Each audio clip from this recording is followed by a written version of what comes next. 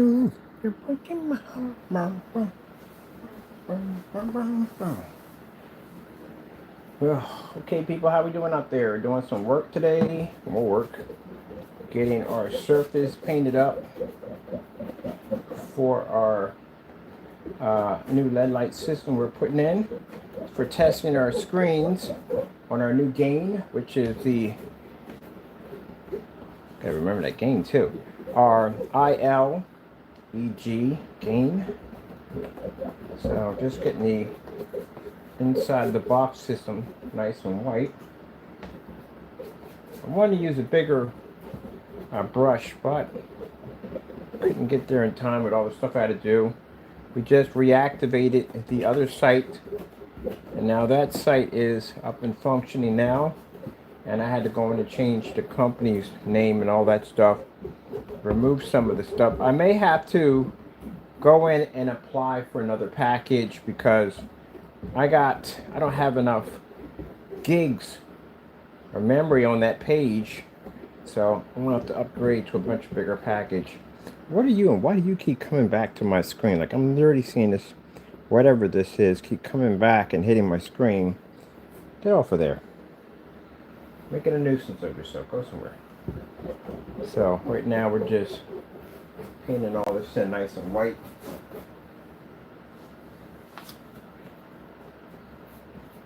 Getting all that ready.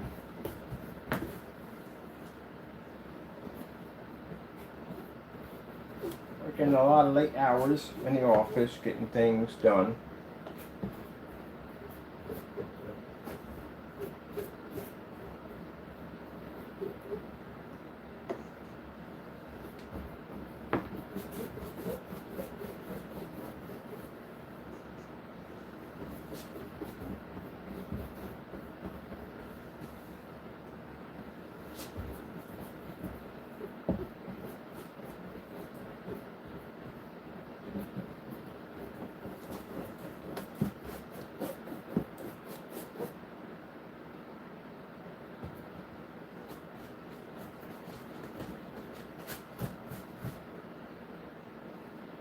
Pretty good white.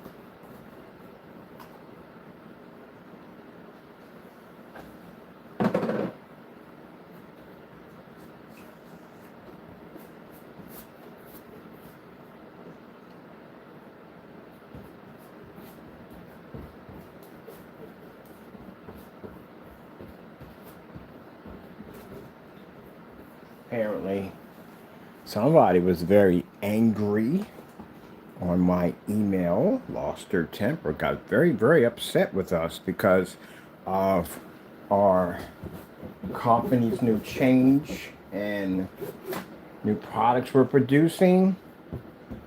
Very angry, very upset. We know who it is, but anyway, we're very angry, very upset over what we're doing.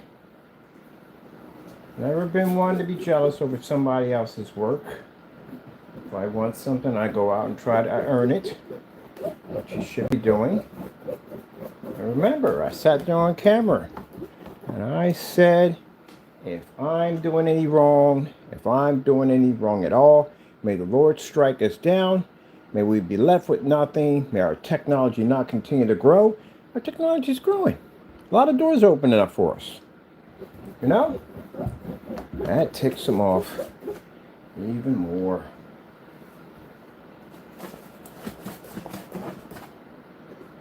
One will increase, why one decrease.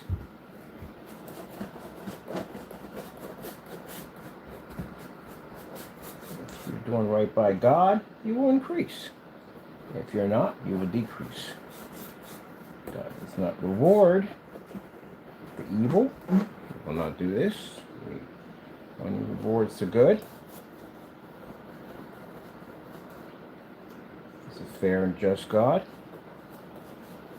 And if I've done these things that are wrong, He would have never spoke to me in the first beginning. When I first started my company, He never talked to me.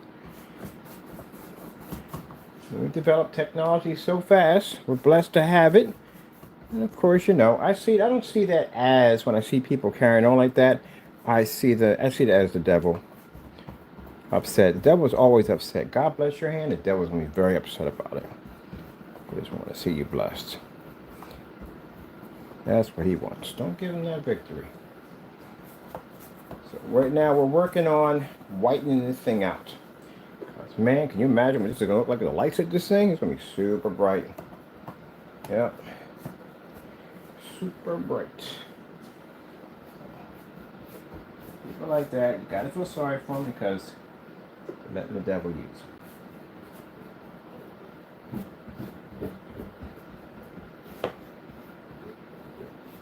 I did say it on camera, did I not? I did.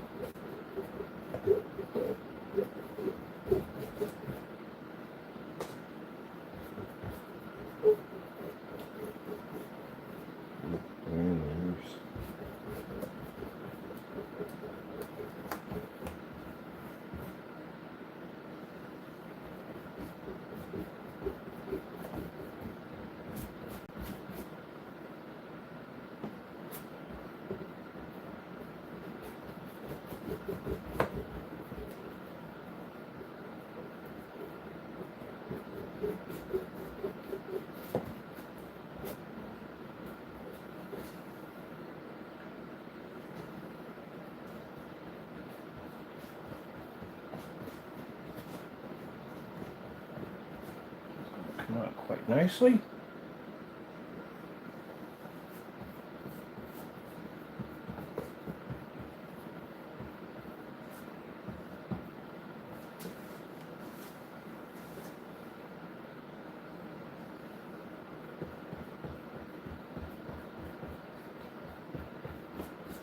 So I'll have this done. Get this finished up. So this is being designed as a test unit to test our new ambient light rejection technology. We showed up a nice prototype of it. Now we're building a much larger version that has much more lights to it. And we already have a very well lit area, but we can do more.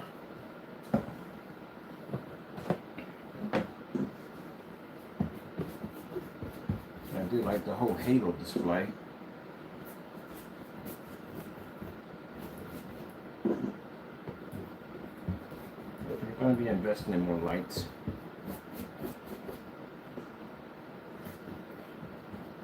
I think I'm going to use it for splatter screen effects here. This would be nice. Not here, but I'm getting another surface and use that for a splatter screen.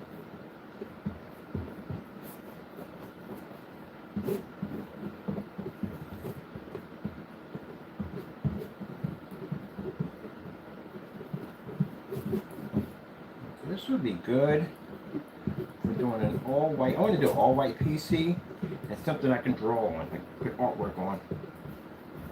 Which would be fantastic for the kids' PC I want to do. Some colorful kid art on it.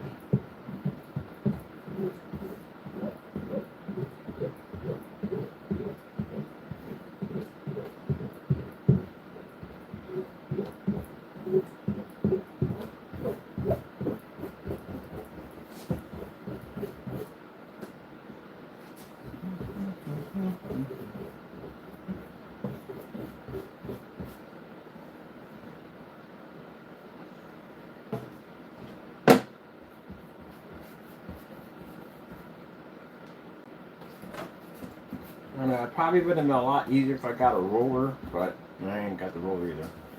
I didn't get a chance to get much today, get out and get anything done. At least I got some stuff done inside. So that's good. Something finished.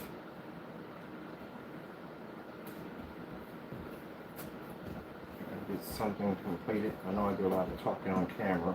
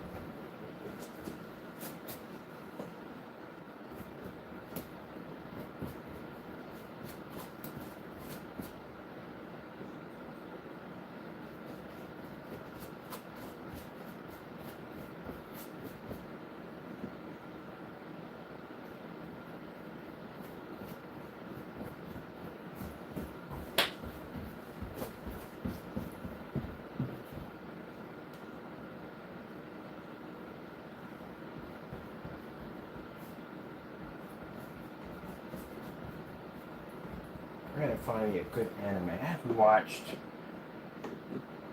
an anime movie and any show, a series, something. I missed that. I haven't watched one in years. I gotta find something. I like the Cyber 009 Cyber, I think that's what it's called. That was good. I watched all of that. Attack of the Titans. I watched that. There was another one I was watching. I kind of stopped watching it. I got sidetracked with some stuff. I'm trying to remember what it was. It was on Netflix. I'm gonna get me a Netflix account today, so I can go in and watch some good anime series. I miss anime series. I love them. Gotta get back into that. Some things I kind of stepped out of because of doing all this work. But every once in a while, I try to get back to basics. I like watching the walk through Japan tours. I love watching that. Listen to some loft music. It's funny because I didn't even know there was music. I didn't know there was anything called loft music until, you know, being in that apartment, didn't like being there, and had to find other outlets to just get away from it all. And that loft music is beautiful, especially the scenery with it is gorgeous. So that's how I got into loft music, dealing with the stress of that apartment, which actually taught me a few things that when I get my own apartment set up, I know what I definitely will not put my my tenants through ever. Not ever. Definitely will soundproof. Definitely. Soundproofing an apartment, it's not much. It's not expensive to do it. Honestly, it really isn't. And on top of that, you know, the peace of mind that you give another tenant, because, you know, people are going to run and jump on the floors. That's what they're going to do. They're going to walk and do all that. And it cuts down on arguments and fights and all that stuff.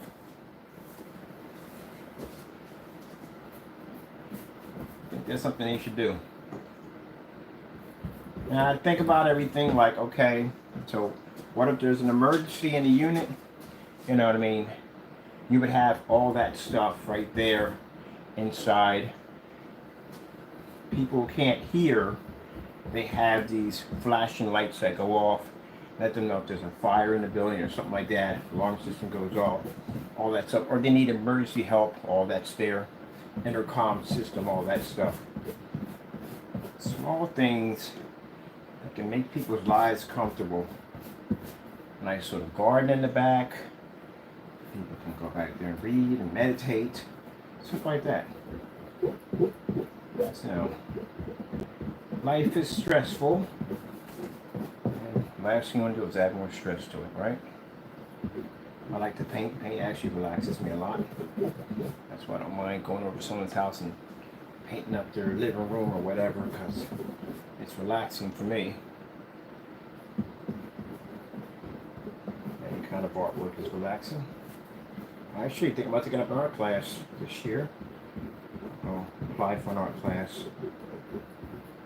Learn something. Learn something new. I saw a woman today paint with a dish sponge. I was like, what? A dish sponge.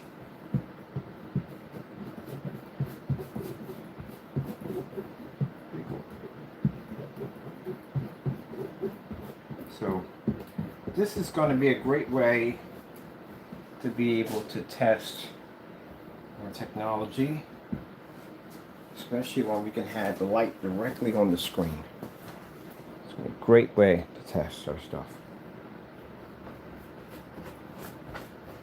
And on top of that, to shoot demonstrations to show off the people we're doing business with.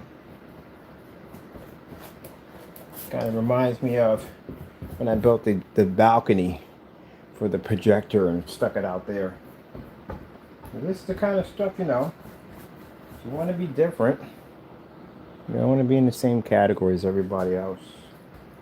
You're going to have to do different stuff.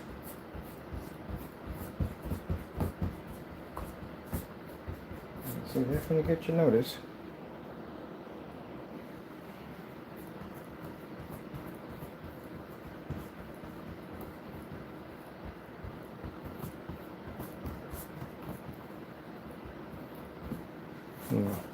Someone was asking me why a person who did such nasty things to me, why would I even say that they're a good father? Because they are. I saw it in the pictures. Why would I lie about something like that? Why would I reward what someone has achieved to take care of their kids, even though they did evil acts against me? There's no need for all that. And you're letting hatred take over. You're doing the devil's work, because the devil will tell you to say do something like that. Gotta know how to separate the two. Some people can't do that.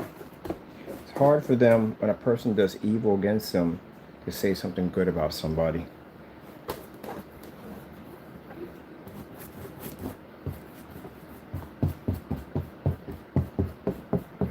I'm then going to have a chance to sit down and talk with him. I ask him, why did you attack me? I don't know you at all. Don't know why you openly attacked me for no reason whatsoever. Just curious to know why. You could have called me or emailed me and talked to me. See what kind of person I was. Well, you didn't do any of that. You just attacked me. Accused me of something that I wasn't. You know how messed up that is when somebody accuses you of something that you're not?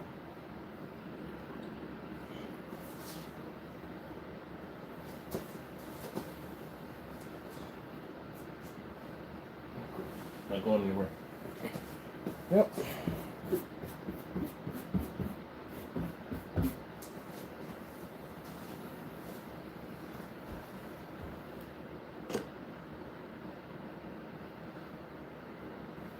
Anyway, this is good right here. Yep.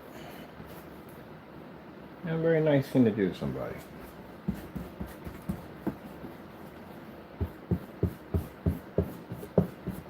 Well, this paint covers really well. You just have a hard time covering top these things with white paint. Black does a fantastic job covering. It's the white that's the problem. Man.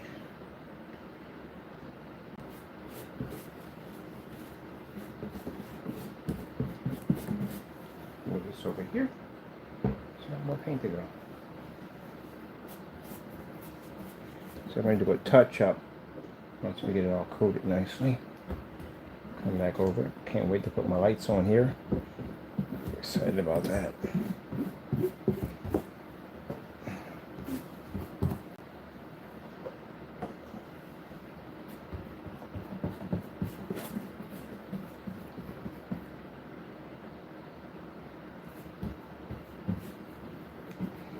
This is a person that comes on Facebook. She does these miniature little homes inside of the walls, like the baseboard. Much like the Littles. That reminds me of the Littles. Somebody was like, you know, you should just leave it in there. It's moved and just leave it in there. People come in and be doing some renovating. It's like, hey, look, I don't want to concern you, but I found like a small little living quarters. You may have something running around your house at night. I don't think it's a mouse. I'm definitely don't believe it's not a mouse. Maybe a small human of some kind. Like, really? Like, yeah, I'll take pictures and send them. They're like, what the freak is that? And we were laughing about that. That was funny. Actually, somebody did. They walled a skeleton into a wall and put a note like they gave the guy a name, Frank, like something's come crazy like Frank the Contractor or whatever, and for a joke. And I thought that was hilarious. Just in case if someone ever decides to open up the wall, they find the skeleton in there, which is funny. And they were talking about how people find weird stuff when they move. One thing I wouldn't do, and I don't understand how people do it, like some of the houses, if you have a really old house, they can have hidden rooms. You know, you may find a hidden room behind a wall. I would not be going back there to find anything, and if I did find something, I'm not exploring it. I'm not exploring jack. You got one of them big old houses, got a big old crescent on the gate. That's a gate's going. You don't know, but You know, those big old houses, some of them old houses down in the southern states had mausoleums in the basement. If you don't know what a mausoleum is, it's a graveyard. You know, it's interesting because they could do that back then. You could put a graveyard in your house, right in your basement. They could bury people on your property back then. So you don't know who and what's buried on your property. That's why you always do like a check on the property before you go put that money down on it. I was looking at some stuff like buying land and stuff like that. Like some of the horror stories of people buying land. There's a guy who used to come on. What if he still comes on? He was interesting to watch. He used to talk about different lands they had over in Arizona for cheap. You can buy cheap land in Arizona. You know, I wonder if he's still doing that. I used to watch him all the time. I learned so much stuff from watching this guy. And he would just talk about all the do's and don'ts of land, about how things you are responsible for, weird laws they may have that are still active on that land. There was one they had that was basically had to have 1 acre per horse. I don't know why, but yeah, certain rules, old rules that are still active and still going. You know, so kind of interesting. There's the one about the couple who moved the tree. They moved the tree because the tree was blocking the, I guess, sunrise they wanted to see, and they moved it, and that cost them almost $1 million. They got fined almost $1 million for moving a tree. Apparently, the tree was very old, and it was protected. Yep, because they got up and moved it over. They didn't kill it; they just moved it. They found the daylights out of it, and it's yours. It's your land, but technically, not your land. If you get some endangered species on your land, birds or whatever, you can't do any construction in that area that might disrupt the birds or the breeding process. So don't bring in somebody that says, hey, look, this area right here, you can't touch. Now, it's not a bad thing at the end of the day. If it's an exotic bird or something, you can pretty much put a post far away from it, but people can watch it with binoculars and make some money. Like, I got this rare bird up there. People will pay so much money just to get pictures of it. Good thing can turn into a bad thing, can turn into a good thing. Or if you have a road traveling through your property, you're responsible for that road and the maintenance of it, which I didn't even know either. But yep, depends on. It's not all places are like that. It depends on where you're at. That may require you to do whatever.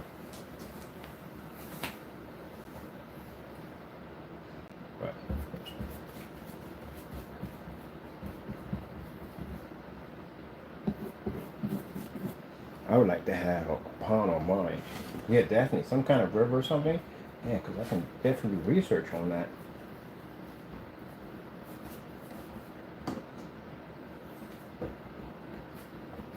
I would do 200 acres.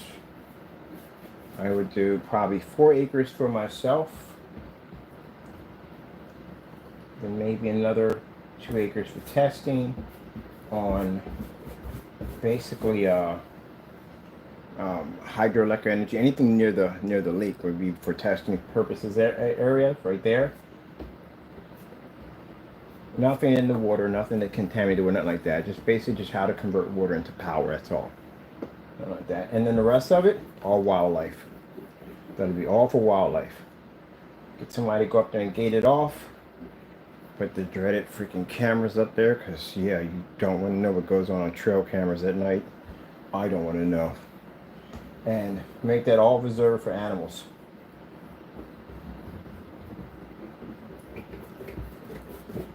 I think what I would do is I would put in a swarm drone system, which would be nice because those machines can cover a great distance. Record, document everything and bring it back to the main hub.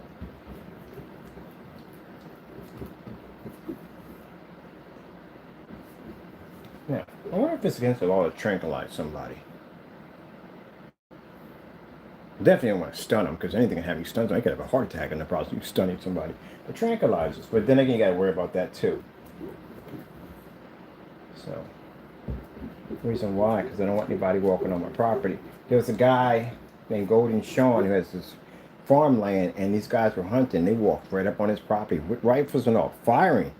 So you got to be careful about that kind of stuff. People walking up on your property and hunting what you have on that property. And it's like, hey, it's kind of like we're playing through. No, you're on somebody's property. Now, fishing, I don't mind that. You can fish. I don't mind that. We're gonna fish. That'll be fun.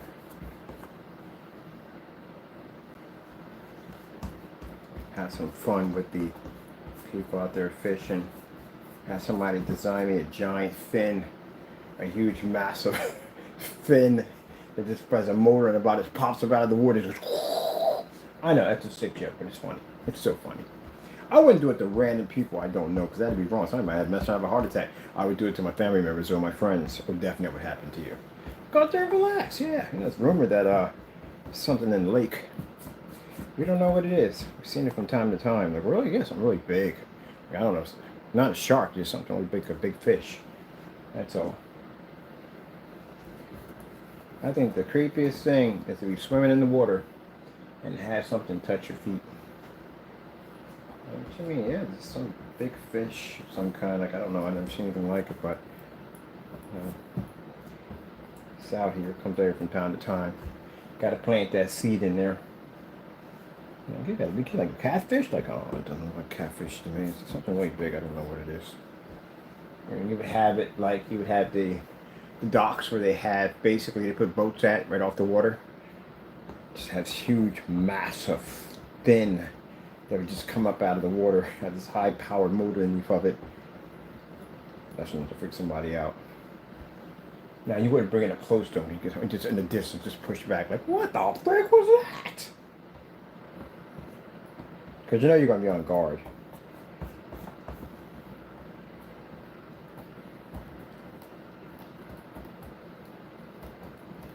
Somebody is going to record it on the phone and send it across, and they're going to... That could backfire. And I'll tell you what could backfire. You could have a bunch of people on your property looking for this giant fish.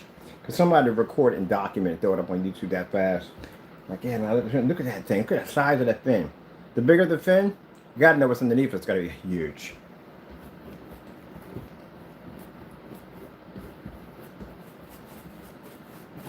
That's the funny thing, like the Loch Ness Monster. I mean, they did this way back in the 80s. They did this whole thing about trying to find Nessie. And, you know, we got satellite systems today. You know, we can scan just about everything on the Earth. Literally. Scan. If something doesn't want to be found, you're not going to find it at all, period. Even if you scan, you're still not going to be able to find it. You know how many different underwater caverns that they have under the ocean? There's actually some of them down there that actually have life, trees and all that stuff, a whole entire new ecosystem down there. So if something doesn't need found, it's not going to be found. If that was the case, and I mean, we keep bumping into weird species all the time. We always find some kind of weird fish or something or animal we've never even seen before. They've been there, we just haven't seen it. But that's what they did. They took this whole military satellite and they scanned over in Scotland trying to find this sea monster. Now, of course, they found out that the photographs were taken, the original ones were fake. They found that later on. You know, because, you know, you're going to find out through technology and all if they weren't real. But I believe there'd be some kind of huge prehistoric creature swimming. Yeah, why not? You know why? Because when the world was flooded, fish had a little opportunity to live a little longer than people. Because, again, anything with breathing air would have died. But fish, on the other hand, well, yeah, they would have survived it. And if there was anything, well, then at that time you had the prehistoric era. That's when Satan was thrown on the earth and he was pretty much destroying everything he could live in. So who even knows? But then again, like I said, the world's a big mystery. And you just never know. We don't really know the world like we think we do. Things about this world we know nothing about.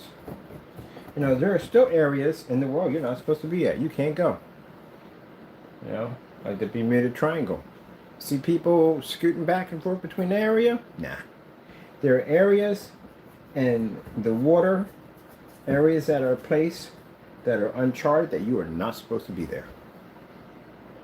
And they'll tell you, you're not supposed to be in those areas. There's a reason why you're not supposed to be in those areas. We have not explored the ocean. We don't know much about it. We know the things we do know, but we fully don't know the ocean. There's life everywhere on this planet. Even out in the middle of the desert, there's life everywhere on the planet. So deep, deep, deep down in the ocean, there's life down there too. Like a giant squid, which you don't see often, but they do exist. So I'm pretty sure there are things in the ocean that we have not seen that are there.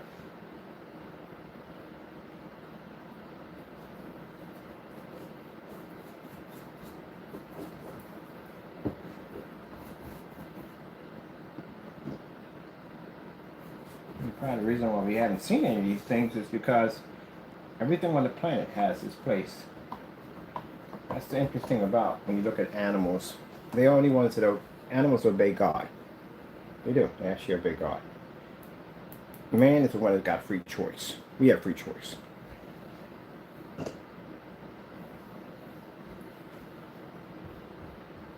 Feels like, well, there could be some giant creature. We got a 25-foot shark. That was pretty big. They call it Big Blue, or Deep Blue, or what do they call it? Big 25-foot giant shark.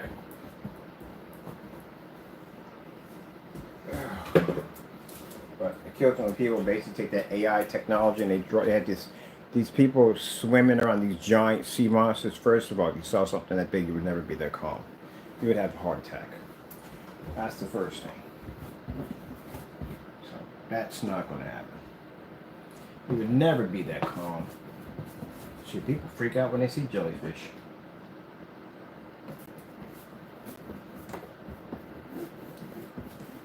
Now, you don't know the ocean is dark. It is. It's funny how they make movies about light being in the ocean, but at 800 meters, the ocean's dark. Super dark down there. Just jacked up because you never know what's watching your back. You can't see it, but I'm pretty sure it can see you. But the ocean's super dark.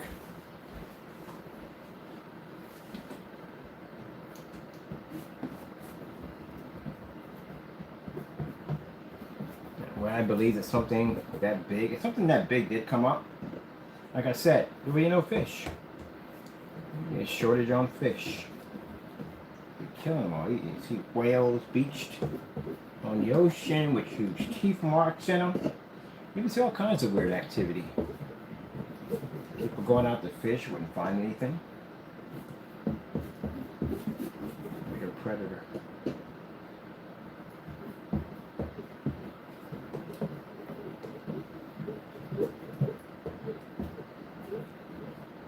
I remember the first time I read about Leviathan in the Bible, it freaked me out. I was like, good gracious, there's something that big in the water. Yeah, you read Leviathan in the Bible? It's quite a fish. Oh, sorry, dragon. That's pretty much what it was.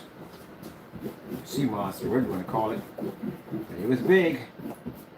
It's not small. It's huge. There's two of them. Doesn't say exactly what happened to the other one, but it said what happened. One did die. One was destroyed. It never said what happened to the other one. It doesn't speak of it in the Bible, the second one. But the interesting thing about the Leviathan was the Leviathan was self-aware. And the Leviathan knew it was more all-powerful than man. It knew. You know, even when you get around animals and stuff, you know, they know their place.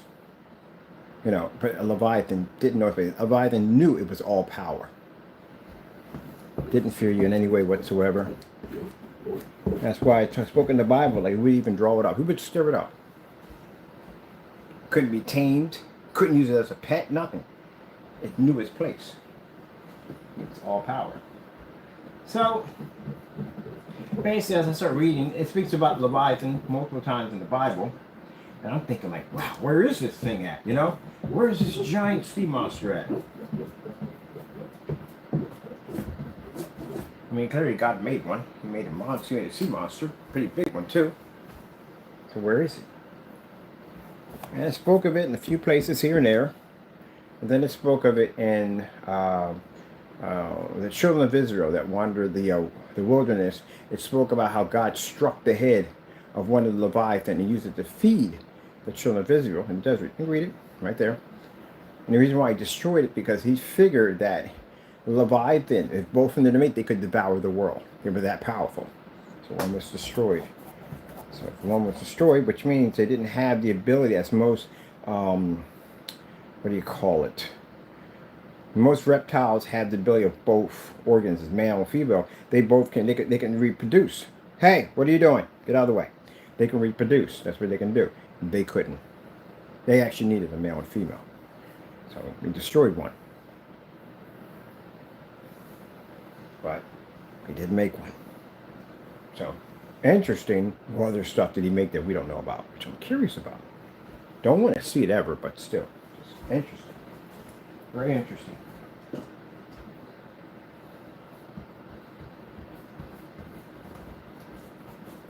That's what I find fascinating when I watch shows on fish and stuff like that. Like, wow, God made all this, all these interesting creatures. Like the squid, the one that looks like it has that kind of the fin that kind of moves like that. It's like some kind of propelled engine. You know, a lot of our aircraft and stuff is built on birds.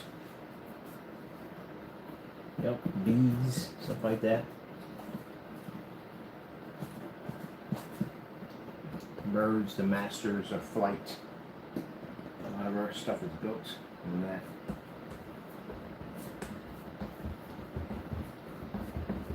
I find it interesting that the Apache helicopters look like locusts.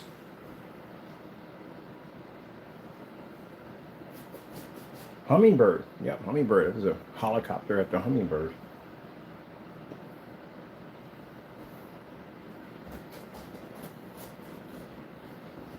I think the helicopter was modeled after the hummingbird. The wings move so fast that they can actually sit in midair and hover. A lot of our aircraft and stuff like that was developed on birds.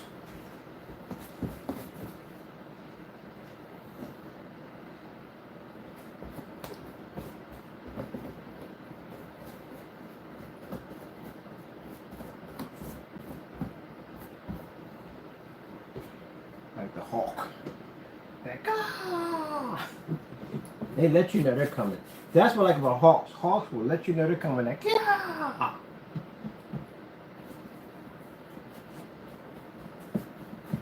Can you imagine if animals had personalities like we did? I think the hawk and the eagle would be some crazy birds, man. They'd be talking trash all day long.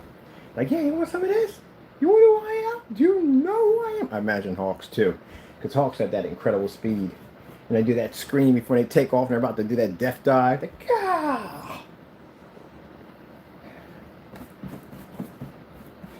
Most incredible thing I've ever saw is when I lived on Camry Street. We lived right across from a graveyard. It was red-tailed hawks over there. And I watched a hawk just sit in midair, just like this. And you can watch the air flow around his wings. And he was just moving. He's just coasting off the air, just like this. And the air was flowing around his wings. He was just coasting. That was a beautiful sight to see. I even got a chance to see an eagle up close in person. It was huge. That was a big freaking bird, by the way. Good gracious. We used to have them. They come in from time to time. It's rare. The talents on that thing is incredible. But yeah, on the balcony, American eagle landed out there one time and took off. It didn't stick around long. And a hawk landed there one time. And I'm like, good gracious. That thing is huge. Like a small child. That thing is huge. I remember Katako was sitting in the window when it came down and took off.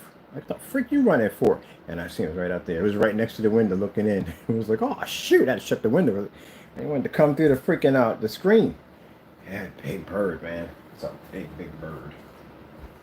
What are you doing out here, Miss Crew? What are you doing out here? Which is also too, it's interesting too, that when I was out there feeding the squirrels, and we would get every once in a while, we get them all together out there. We get the squirrels out there, we get everything, all different types of birds and stuff. And one time, now you know hawks eat squirrels.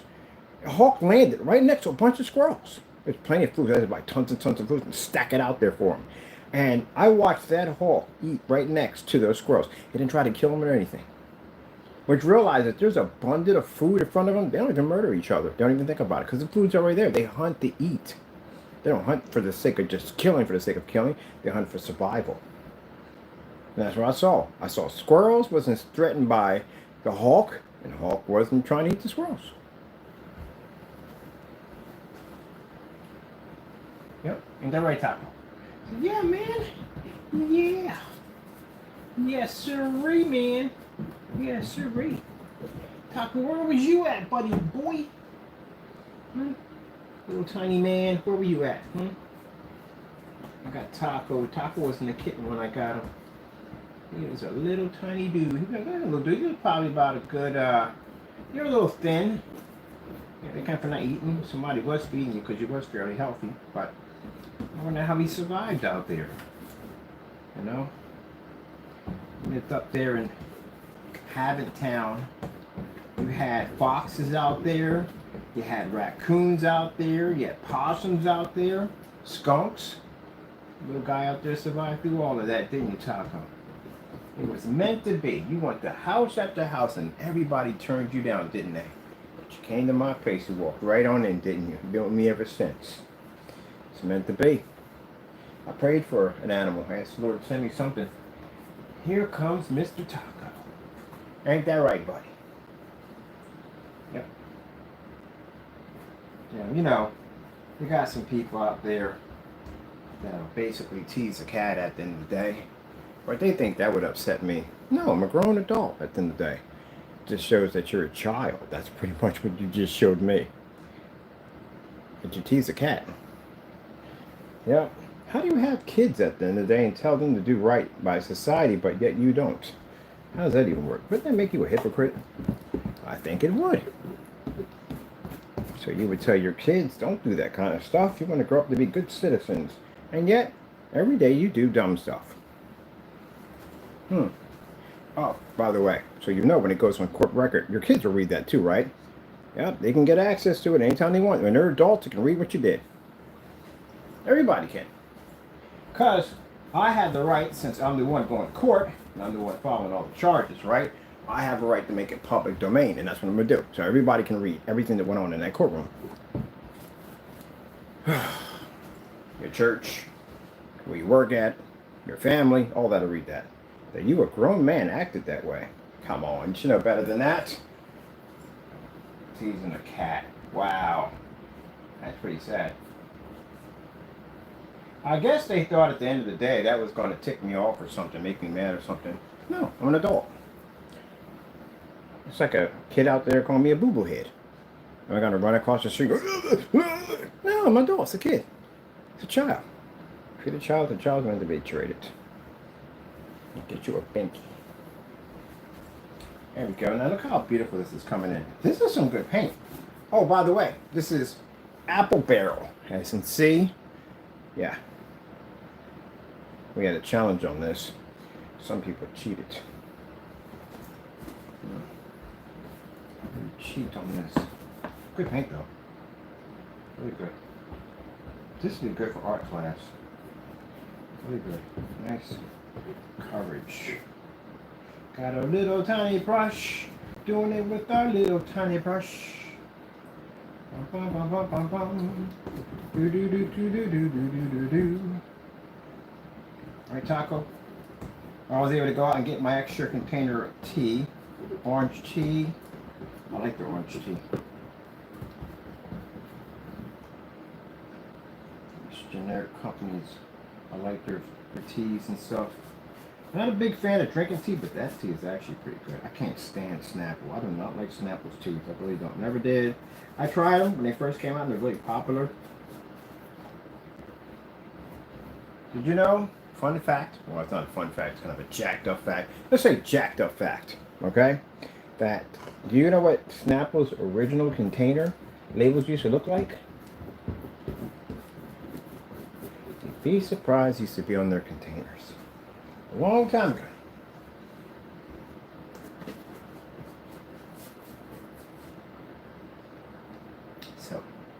Snapple, their containers had a picture of a slave ship. Look it up. You don't think I'm joking. You'll find out for yourself. Yep, the slave ship on their side, on their containers. And they had to remove it. Yep. It's kind of interesting because, you know, if you look at products like Uncle Ben, Mr. Clean, Aunt Your Mama, pancakes, stuff like that. Some of the old Bugs Bunny cartoons, Tom and Jerry, stuff like that, had a lot of racial slurs on them. Yep. At that time, I remember I would see something on Facebook, and they would show something from way back then. They had something with some commercial where it's like it was ignorant toward Chinese people, and the guy was trying to sell something. The guy was talking in Chinese, like trying to talk to Chinese, a Chinese accent. And I said, man, that is so super racist. That's not even funny. But you got some dumb you're sitting there like, yeah, this used to be the good old days. What good old days are you freaking talking about? Because that wasn't good old days for my people. Oh no, no, no, no, no, no, no, no, no, not for my people. It wasn't. And did you know something? I'll tell you something else you find fascinating. Black people can't use time machines. Well, we technically can't. See, we can't go back to certain eras because we'd be in a lot of trouble. Do you ever think about that one? That's a pretty interesting one to think about too. It's true, can't use time machines. I'm gonna go back to 1950s. Oh, no, no, no, that's a bad time. 1960s? Nah, not good. 70s? Still not good. A little better, but still bad. What about 1920s? Nah, not good. Not good at all. No. 1930s? No. You wouldn't be able to walk down the street. 1700s? No. No, no, no, no. You wouldn't need to walk down the street. No, no. It's crazy. Like, where's your freaking owner at the end of the day? Where's your papers at? It's virtually impossible. You couldn't do that. Nope. Couldn't travel the world. That'd be virtually impossible. So, time machine for us would be to go back, especially to the colonial era. No, not going to happen at all. Period. So, time machines for us, nah. It'd be like 1980, 1990, you know, 2000, you know, in that range right there. Maybe the future, which I would not want to visit because you know what's jacked up in the future waiting for you. I think I'll pass on that one. Yeah, I would probably go back to the 80s. I like the 80s. 80s were fun. You know? 90s, yeah, but I'll do the 80s. I like the 80s. 80s was much better. I'll do the 80s. Definitely. But anything other than that? Would like to go back and visit colonial times? Yeah, I would. That ain't gonna work for me. It's funny because I was watching this, I told you this show. It was short-lived too. It was a good show too. About this guy who found, by accident, he made a time machine. And he had a friend who was African-American. And they were both really intelligent guys at the end of the day. And the guy was like, yeah, man, I went back in time. He was like, you're crazy, man. You've got to be high. He actually brought back a souvenir, like a hat. And the guy was looking at the hat. He was like, where the freak did you get this from? Like, it's real, authentic. From that era, like, where did you get this from? Like, because there's no way in the world. Did you go to a museum? Did you steal this? Like, a guy was really accusing him of some crazy stuff. No, I actually accidentally made a time machine by accident. So he says, do you want to go back and do this? Like, oh, heck no. Do you have any idea what how they treated my people back in that particular era? I can't go back there. He's actually one of himself, right? Can't go back there. Nope. Do you want to go back to the dinosaur era? I don't think you want to go back to the dinosaur era because the things that went on the dinosaur era were jacked up. Some of the most creepiest things you could possibly think on all the nightmares of nightmares were in that era. You know. Remember, keep in mind, along with the giant dinosaurs, you also had giant cockroaches, bugs, centipedes, bees, mosquitoes, and everything ever creepy nonsense you could ever think of. I watched this documentary about, well, actually, they don't talk too much about the insects that lived in that particular era, and it is quite nightmarish, like Stephen King kind of nightmare. Yeah. Crazy. You know? So, no, I don't think you were going to go back to that era. The only thing I could think of for me was the 50s, but the guy was like, yeah, those were the golden years. Yeah, for who? Not for me. No golden era for me. Are you crazy? No. That would not have worked for me. No.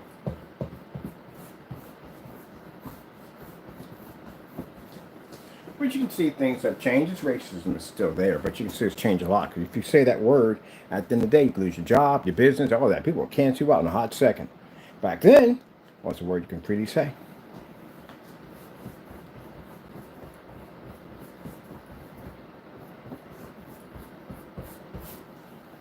Yep.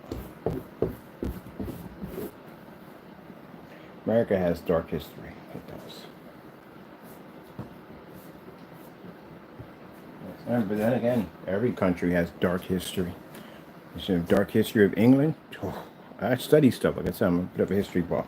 Every country has dark history. Everyone, not just us. Everyone has dark history. Jacked up stuff that you never ever want to talk about ever again. Let's bury it down in history so we can never think about it. Can't teach kids that stuff. You can't. They have to learn the stuff that's history friendly. That's a better way of putting it. Has to be history friendly because they can't know about that stuff. They don't have to know about that stuff later on. Like, good gracious, this lurdy went on at that particular time. Like, yeah, I was gonna jack up, ain't it? Yep. Like when people sit there and say how they would love to take a cruise back then on one of those enchanted ships. No, the freak you wouldn't. Man, there's all kinds of stuff that went on. Disease, starvation, cannibalism, rape, murder that went on in these ships, mutiny. All kinds of stuff went on. Yep. Most people that went over to go see the New World, most of them didn't make it over there. Stagecoach experience was extremely painful. You're talking about stagecoach. The roads are made out of iron. You're on freaking rough terrain. It was very, very hot. It stunk. A lot of people didn't have good hygiene back then. So yeah, you were in there with some people that really, really, really was funking it up. Then on top of that, consider the fact that you had to worry about other things too. Then again, that's not their fault. That'd be our fault, but not my fault. I wasn't around. Well, technically I was around, but you know what I mean. You technically were on their land to begin with. Their land. Remember, it's their land. But they call them savages because they didn't understand them, and you're on their land.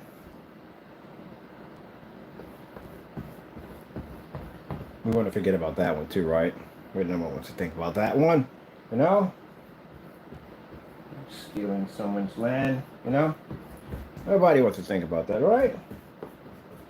And you got all these freaking MAGAs out there at the end of the day talking about, oh, we want all the Mexicans to leave, but yet you're not supposed to be here either.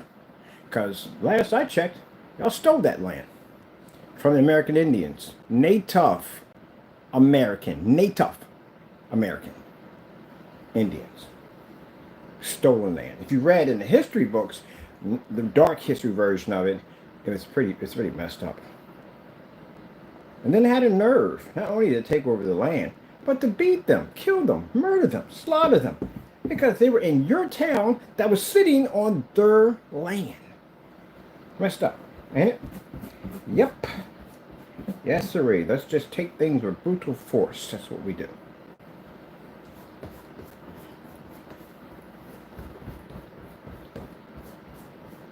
Yep. I'm not a big fan of Christopher Columbus, really not. Some people don't like to hear this at all, period. Because those are the people that rather prefer to stick their head in the dirt, much like an ostrich. And they'd rather just basically forget it ever happened. So, let's just say something happened to you. And you went through a really horrible ordeal. But you'd rather have people forget about that or people acknowledge it happened to you. You want people to acknowledge it happened to you, right? Because it wouldn't be fair, right? Because your rights would be basically, you know, they'd be violated. So that would be wrong, right? All right, they're just wondering about that one. Always got to bring that one up. One time I was in this room talking about it. The guy was like, oh, why you got to bring that up? It's not necessary. It is necessary. How do you think they feel? How do you think they feel?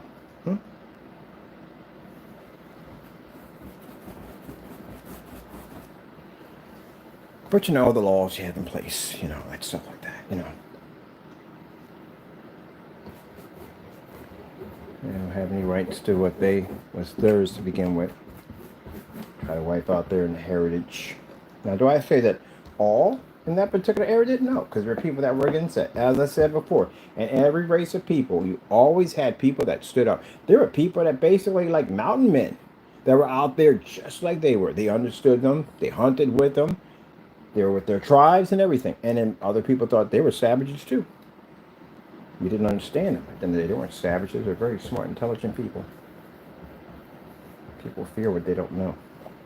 Kind of sad, you know that? Could have learned. Some people did learn. Whoopsie.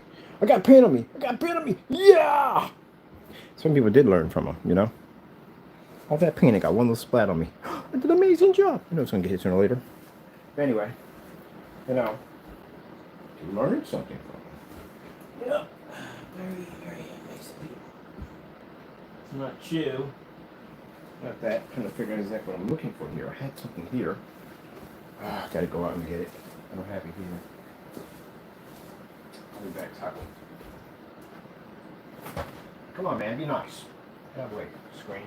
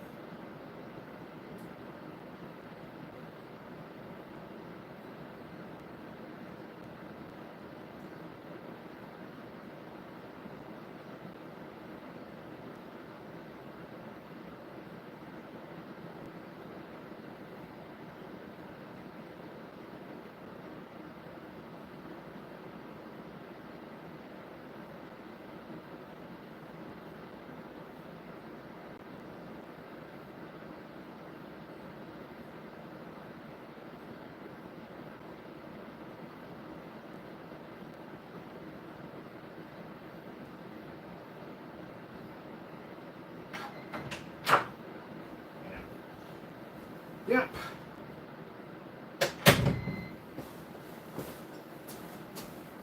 Got that off right away. Whew, got all that paint done. I got one spot on me. That's usually better than I usually get on me. But anyway, yeah. I think that was wrong.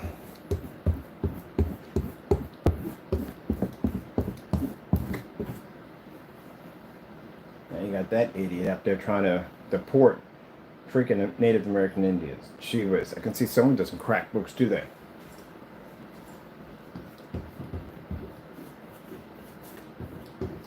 I gotta say, man, you know, I don't like to talk about politics on my channel, but come on.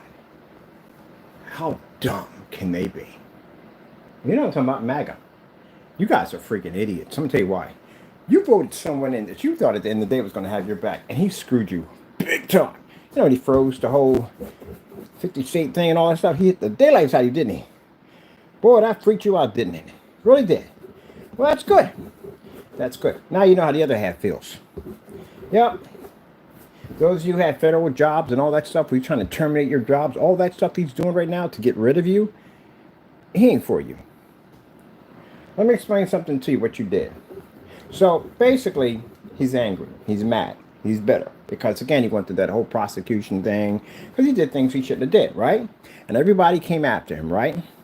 And he thought, I get myself back in office. I'm going to go back and I'm going to get all these people back.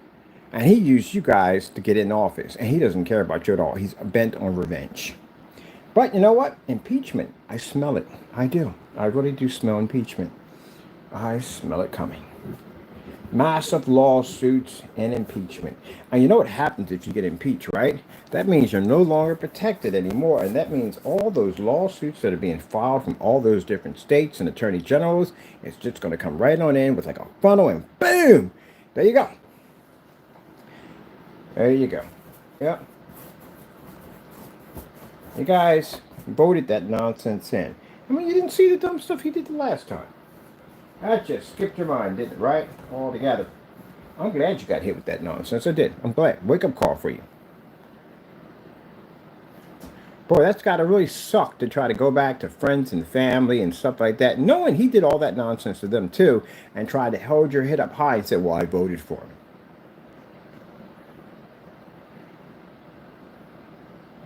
He made you look like idiots. He did. And we watched you. We watched you on YouTube rant and carry on and scream and talk about how you were betrayed and you were stabbed in the back. Like, gee whiz. It was like watching somebody get doused in kerosene and set on fire, and then watching the same person pick them up and throw them in gasoline while they're on fire. I tell you one thing, you can't call yourself intelligent after that one, can you? It's going. That ship has sailed. I mean, it's way out there. It's like trying to reach a cruise ship, and the ship is way over there. It's sailed.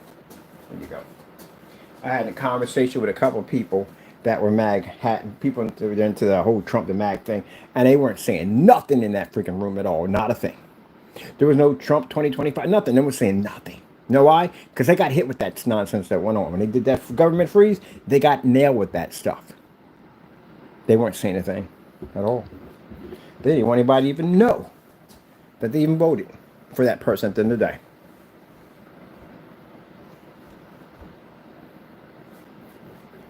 Be up on their bus. People who got caught up, did that whole January the 6th thing, who got let out, it would have been better if they stayed in. Because ever since they let them out, things have been really, really bad for them. You know why? Nobody won't touch them. They won't service them. They won't do anything for them. Like they're ostracized. Out from that's the word I'm talking about. Basically, they're being ghosted. Some have already been rearrested. One was actually shot and killed by police. Now, to be on the, not to say the police went out and got him. No, he had something on him he shouldn't have had, and he became quite aggressive, and, well, it just happened that way. 2 of them were arrested and thrown right back in jail. You think they're going to be able to get a job out here? Knowing what they just did, it's on their... No, that's not what happened. What are the odds of someone spitting in their food when they go to a restaurant to go eat? I say very highly. Yep. Once people find out you committed treason and you tried to basically overturn the government, people aren't too likely to be around you. Now, if that was the colonial days and that had happened, well, you know how that would have went down, right? Yeah.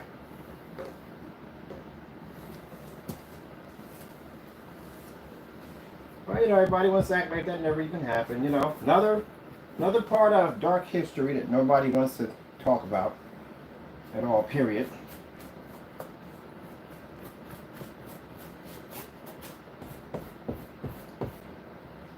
No, it never happened. Just never happened.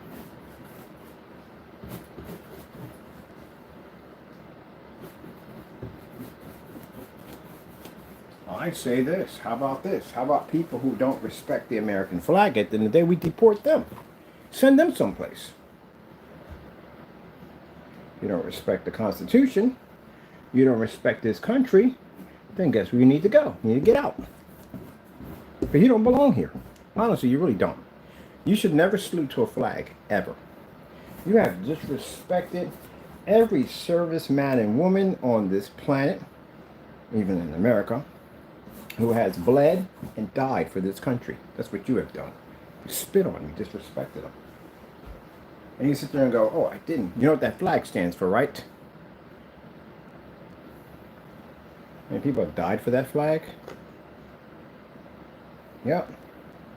This was in a third world country. You would have never made it to that capital, ever. Different. They do things different in other countries. You'd have never made it to that capital at all, period. Because you have freedom. That's what you have, freedom. And you abused it. But if this was in a third world country, like if you're over in Russia and you tried that nonsense, the military came out there and flattened you. They're taking you out easily.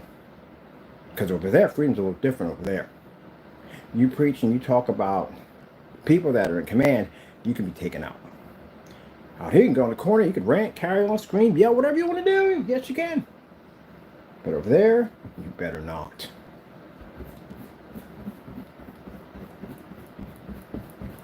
Yeah, you took the very freedom that people have sacrificed and fought for.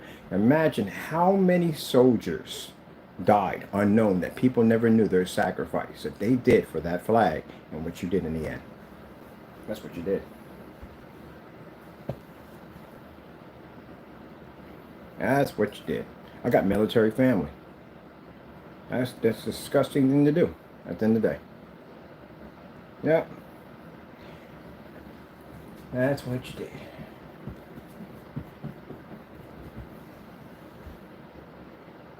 So, better not find a flag on your property.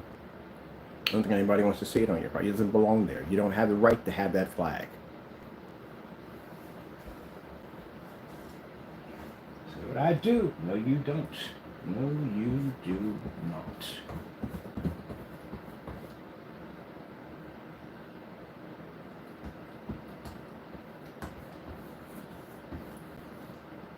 You gotta understand, in the war you had African Americans that didn't have the right to vote and do a lot of things, but they still fought for that flag at the end of the day. There's something that's said about when they were fighting in Japan, how the Japanese thought the black man was a dog.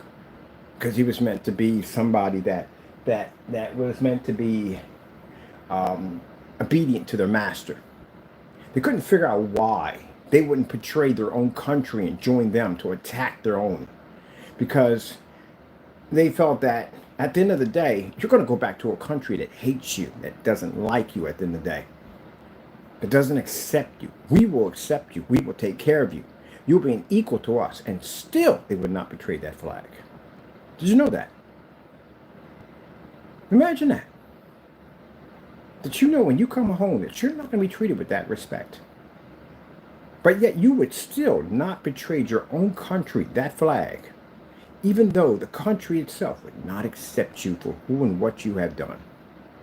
You know what loyalty that takes to do that? And yet you guys did that.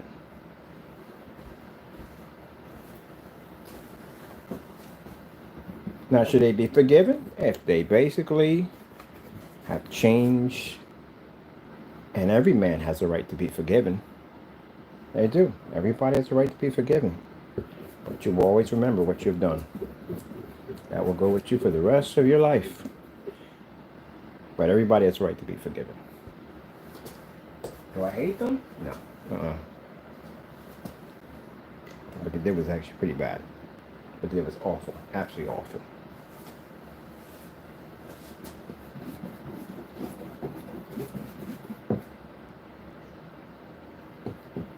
That was the most disgusting thing I've ever seen.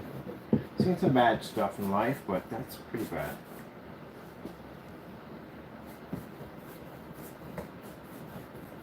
Some poor guy, World War II, sitting in a foxhole, young man. May never see his mother again. May never see his girlfriend ever again. May die there in that country, protecting that flag. Think about those guys who sat in that foxhole. Some heavy gunners who sat there all night, no sleep, defending that flag and what you did. That's what you got to look at the end of the day. People who gave up the greatest sacrifice of all, their own lives for that flag and what you've done in the end. That's why I have no respect for y'all. And y'all turn around and you do it again and you vote the Joker back in. And then he turns around and he stabs you clean in the back. I mean, we know we're going to get stabbed in the back. We already know that from the door it's going to happen. But it's actually much better watching you get stabbed in the back. I tell you something. I really don't enjoy people going through, but this time around, I actually enjoyed this one. I enjoyed watching you guys complain and cry on YouTube. There were droves of them out there. Must have been a good, maybe down here in Allentown, maybe about a good close to about 1,000 of them out there. All ready to vote. All eager to vote. There are Mexicans out there voting. Oh, Latinos for Trump. Yeah, that's the look you got to have and go, huh? Oh. And then he did the whole dog turn their head to the side to side. Like, huh? You do know what he tried last time, right? We're on the same page here? Like, really? Are you serious? Yeah. I remember that. Remember that group called Diamond and Silk? Remember those jokers at the end of the day? Diamond and Silk. There's a name for that. We call them Uncle Toms. That's what they're called. Even Kanye. Yes, sirree. Kanye, let's not forget about that guy. Yes, sirree. I don't know if he was on his meds or what, but I don't know. I don't care. They're hugging around this man. I love this man wearing a hat and everything. Gee, where's the way? Black card for vote.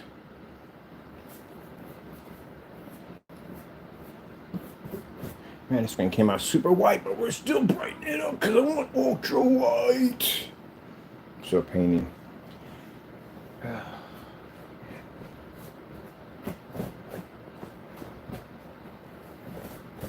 You know, it's funny. Donald was better when he was just not known in in politics. He was just better not known in politics. He wasn't. He wasn't.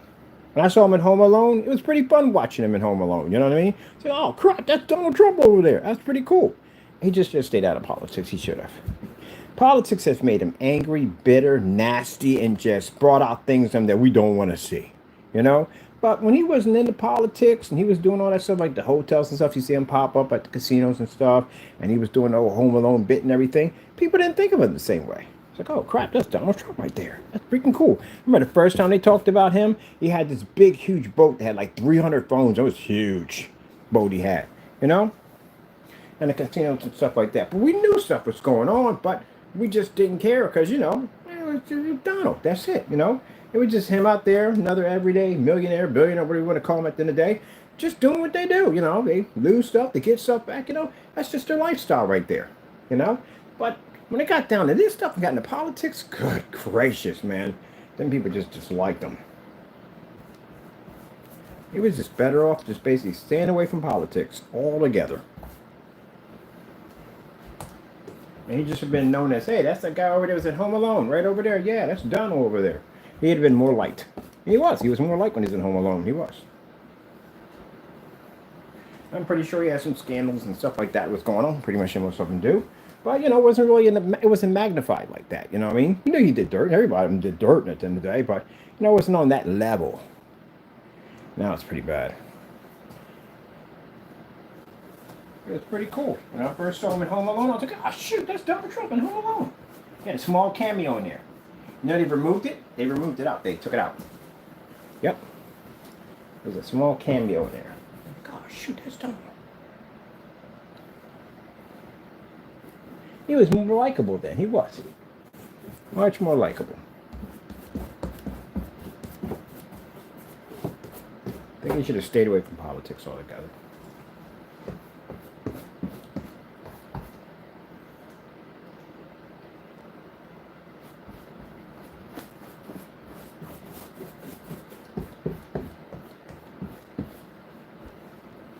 Trump casinos, I've been there. What are Trump casinos? Yep. I don't gamble in there. I was just curious who it looked like in there because I heard it was actually absolutely extravagant in there. That's what I want. Now, mind, this is before the whole president thing and all that stuff. This is an everyday businessman. That's all I was. So people say, oh, what you doing in there? Again, that's before he became into the whole politics. Because again, he was just an everyday businessman. But his casinos were supposed to be like top of the world. That's why I was down there, and I said, hey, I'm going to pop in here and see what this place looked like. And it was no joke. That place was actually gorgeous. It was unbelievably, incredibly gorgeous. It was. Just really should have stayed away from politics altogether. Really would. Should have. Should have never got involved in that mess. I don't know what it's about people getting into politics turns them into really monsters. No matter who you are, it turns you into a monster. Yep.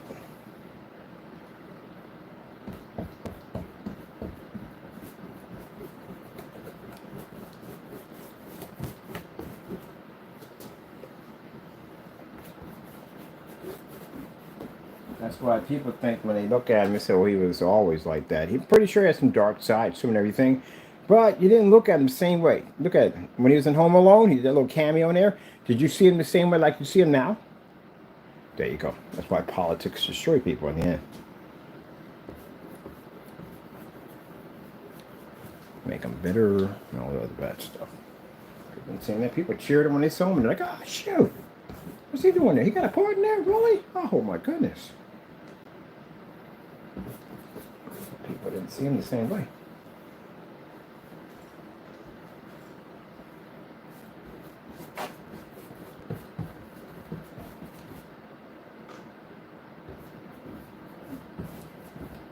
I think at the end of the day, he's in a field that he should not be in. He's not qualified for it.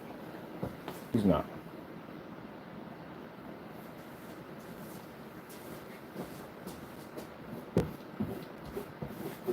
Like there is a story right now going around that, you know, he had these people rounded up, immigrations, right? And he arrested them, but he put them back in the United States.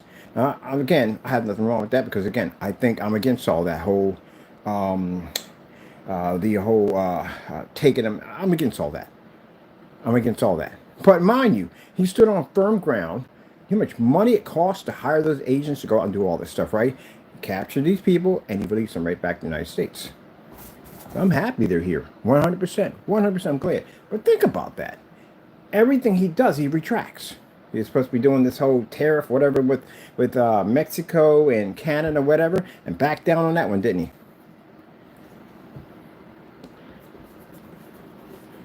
Yep. Released all that rainwater. The water had water on reserve for farmers to be able to grow fruits and vegetables. When the dry season's kicking, he released all that, billions of water out of that reservoir because he figured that would reach California, and it didn't even reach California. The blunder is unbelievable. Put Elon Musk in the head of Treasury. Oh, that's a good one, ain't it? That's definitely a good one right there. That's rich. That's absolutely unbelievable, right? He's not even an elected official, and he's in there. You know what's in that treasury? All your information's in there. So security numbers, all that stuff is all in there. Yeah. That's what's sitting in there right now. Not the kind of place you want to have somebody in there that's not a government official sitting in there. But that's where you put him at. Yeah, that's fantastic, ain't it? Yep.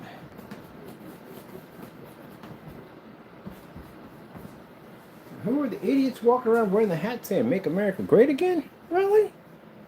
You guy's not even a government official, and he stuck him in the treasury. What next? Open up Fort Knox? That'll be next? Gee.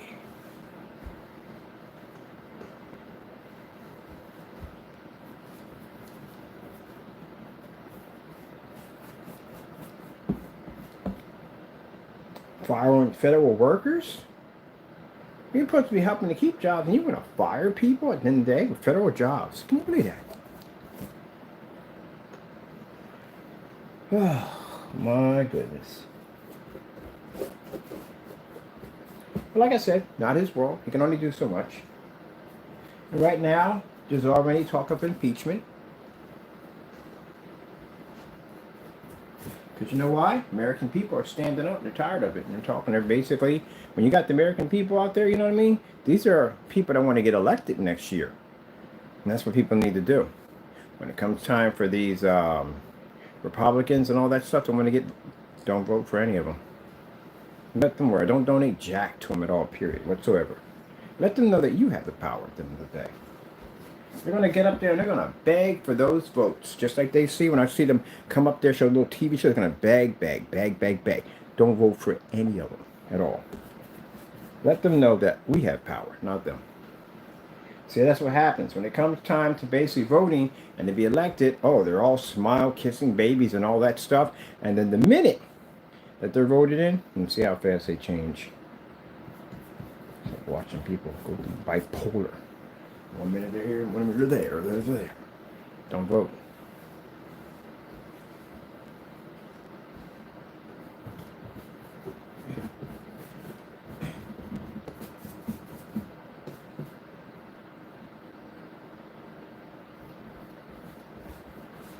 Got a valuable lesson in this whole situation. Got a choice here. He's going to learn from history, or history will repeat itself. That's what it'll do. It'll repeat itself. So when it comes time, so these people start begging for your votes, you ignore them. That's what you do. Especially the Democrats. Because the Democrats have the power to stop this nonsense, and they don't do it. So don't vote for any of them. That is the time that you have power.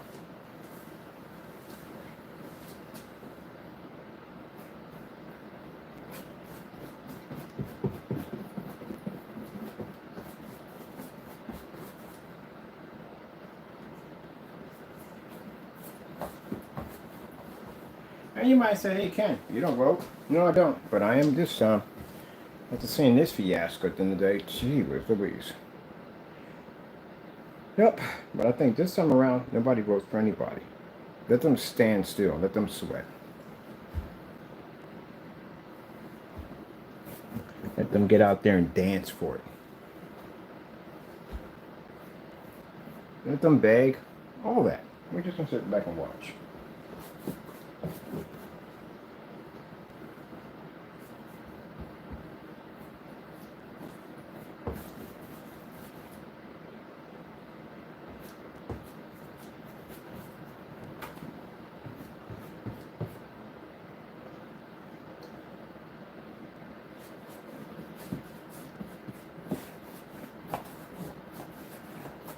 See, people are now pulling those Trump flags off their porches. They don't want anybody knowing that they voted for Trump, right? There's a house not too far from where the office is at, and they had a banners of Trump. There's nothing up there. Not a thing. Nothing up there. Ain't nobody to know. Like, wait a minute. You voted that nonsense in? Like, I lost my pension because of you. Yeah, you can get your behind kicked. You're definitely getting your butt kicked. So you know that. A lot of angry people. A lot of angry people. You voted for that nightmare? Really? I lost my benefits over that night. Yeah, you're gonna take it on to you. They can't take it on to him. No, they're gonna take it on to you. That's what's gonna happen.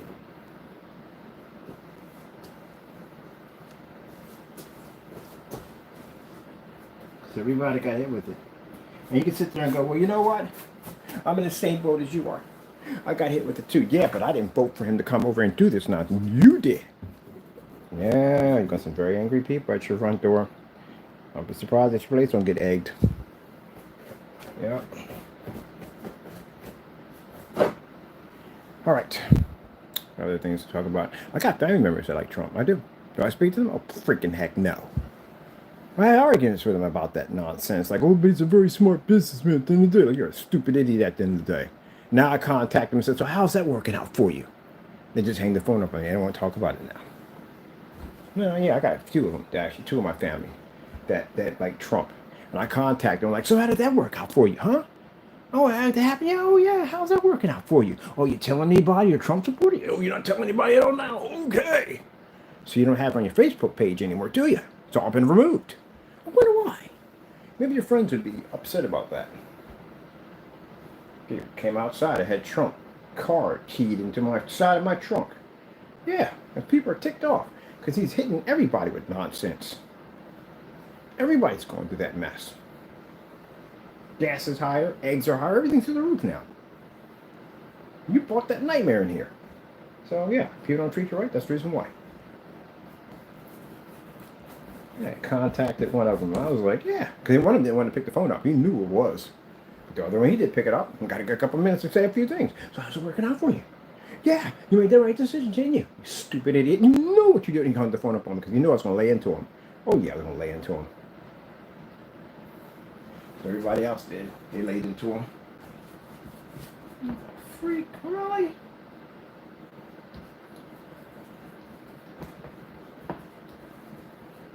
Yeah, oh my goodness. Really? Why? Let me explain something to you. People who sat there and said Biden would have did. Biden never did anything like this. Honestly. Tell me where that Biden did anything on the level that he just did. Tell me where. Anybody? No. All right, there you go.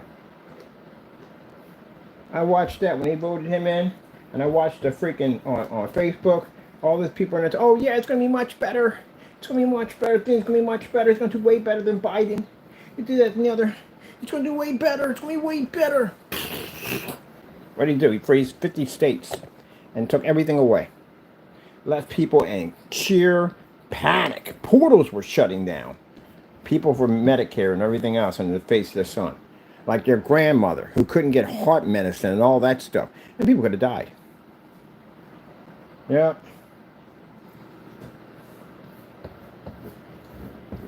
I bet you wish Biden was back, don't you? Yes, you do. I think he did a job better. I don't even know, because it kind of felt like he didn't do anything, but at least he didn't do anything like this. Honestly, to tell you the truth, like I didn't really see much change at all. To tell you the truth, honestly, he didn't see much change. He did take away a lot of the old nonsense that the other one did, which was great, but he really didn't do much. Let's be honest here, you know. But at least he didn't do this crap that this guy did. Gee whiz, how the frick do you want to start a war with Canada? Really? Canada? You want to start a war with Canada?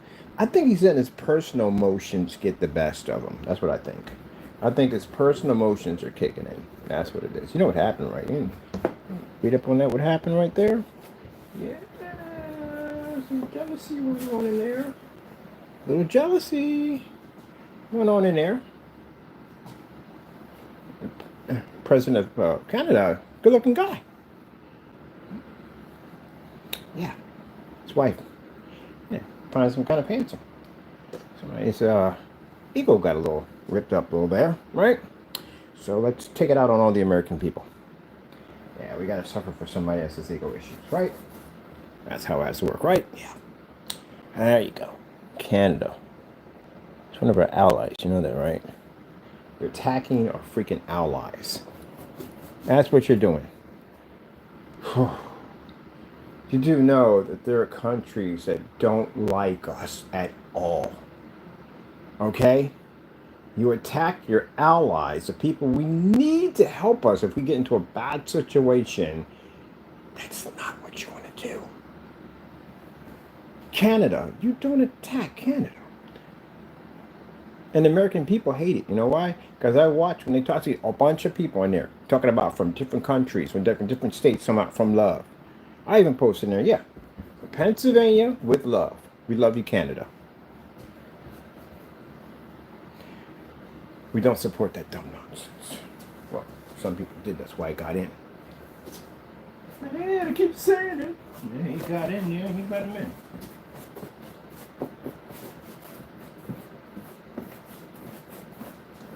So, you know, got a tiger outside walking around back in front of your house, right? What happens if you let the tiger inside your house? The tiger will kill everybody in the house, right? You know it's dangerous. You know it shouldn't be in your house, right? But somebody was dumb enough to open the door and let one in. My goodness, I've got 3 people.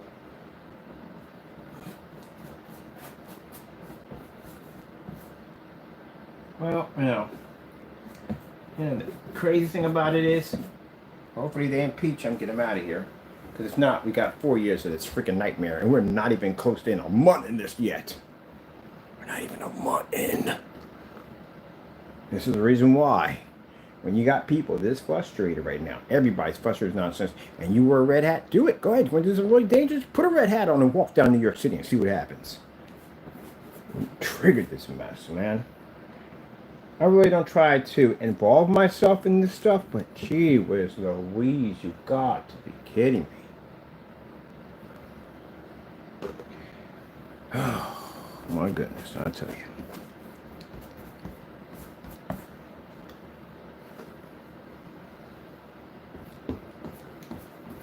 Thinking about getting myself a Trump sticker and just sticking it on my brother's windshield like 4 or 5 times. But we can't do that, remember, because that's wrong. Even though I want to. It's like trying to get a sticker off your windshield. You know what happens? You have to scrape up your windshield. Especially when you super glue it first. Or epoxy. One or the other.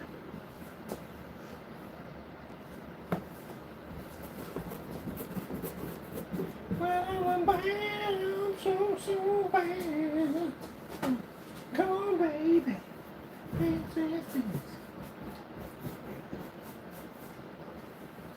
Man, we must have used a lot of paint to get this thing done.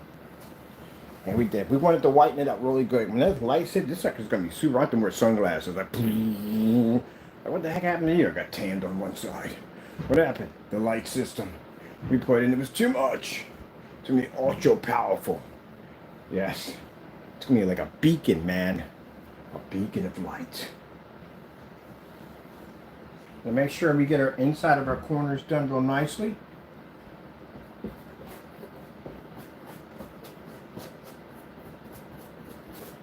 talk about something else. Keep your mind off the craziness. Sorry, people, if I brought you into all that. You know, sometimes you gotta voice your opinion. You have to. I just thought that was the dumbest thing I've ever seen in my life. But, you know.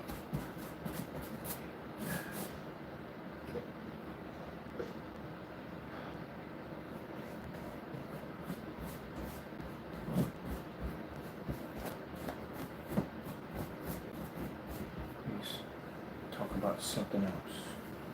Like sailboats or something beautiful at the end of the day. Look at you over by the door. You see, he sees people. That's what it is. Cat's night vision. That night vision is coming fantastic for paintballing.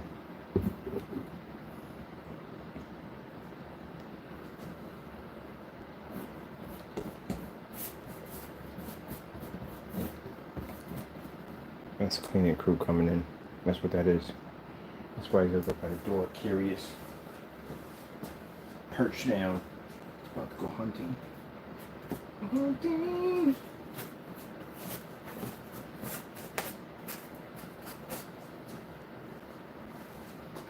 Strangers in the night, exchanging glances. Do. Oh man, I'm telling you, I can't wait to get my Crocs, baby. Custom made Crocs. I'm dead serious. I'm not joking about that. We're gonna get up her custom made Crocs. But the Pac-Man ones, they're gonna have the whole Pac-Man thing going around it. I actually called the company. Anything I want, they can design it. They can literally put an LED like kind of ribbon around it. It's gonna be weatherproof and everything. It's gonna be cool. It's gonna show the whole Pac-Man display, like a little goblin going around. Oh, it's gonna be sick. And it takes those little tiny batteries. So people have requested some crazy stuff. We'll be showing some of the weird and crazy stuff people had. It's like Godzilla Crocs. Godzilla Crocs. Yes. So I'm gonna hook up some real nice ones for this year. Some crazy ones. But my best ones are gonna be the ones that are gonna say sports mode activated. Yep. It's gonna have the lights on the side. When I bring it up, it hits the trigger. Sports mode. Got little blinking lights on the side. Sports mode activated. I can't wait. So I'm hooking them up. If I gotta do Crocs, I'm gonna do something crazy. I want them because, you know, I want something comfortable to walk around in. And everybody I've seen, I kept asking questions like all summer, like, they comfortable? They're comfortable? I'm like, yeah, they're comfortable. I see people in them 24/7. And they got the gels. So you can put the gels in them. So they kind of wrap around your feet. They're like you're walking on a cloud. They got those too. So I'm checking out all those right there.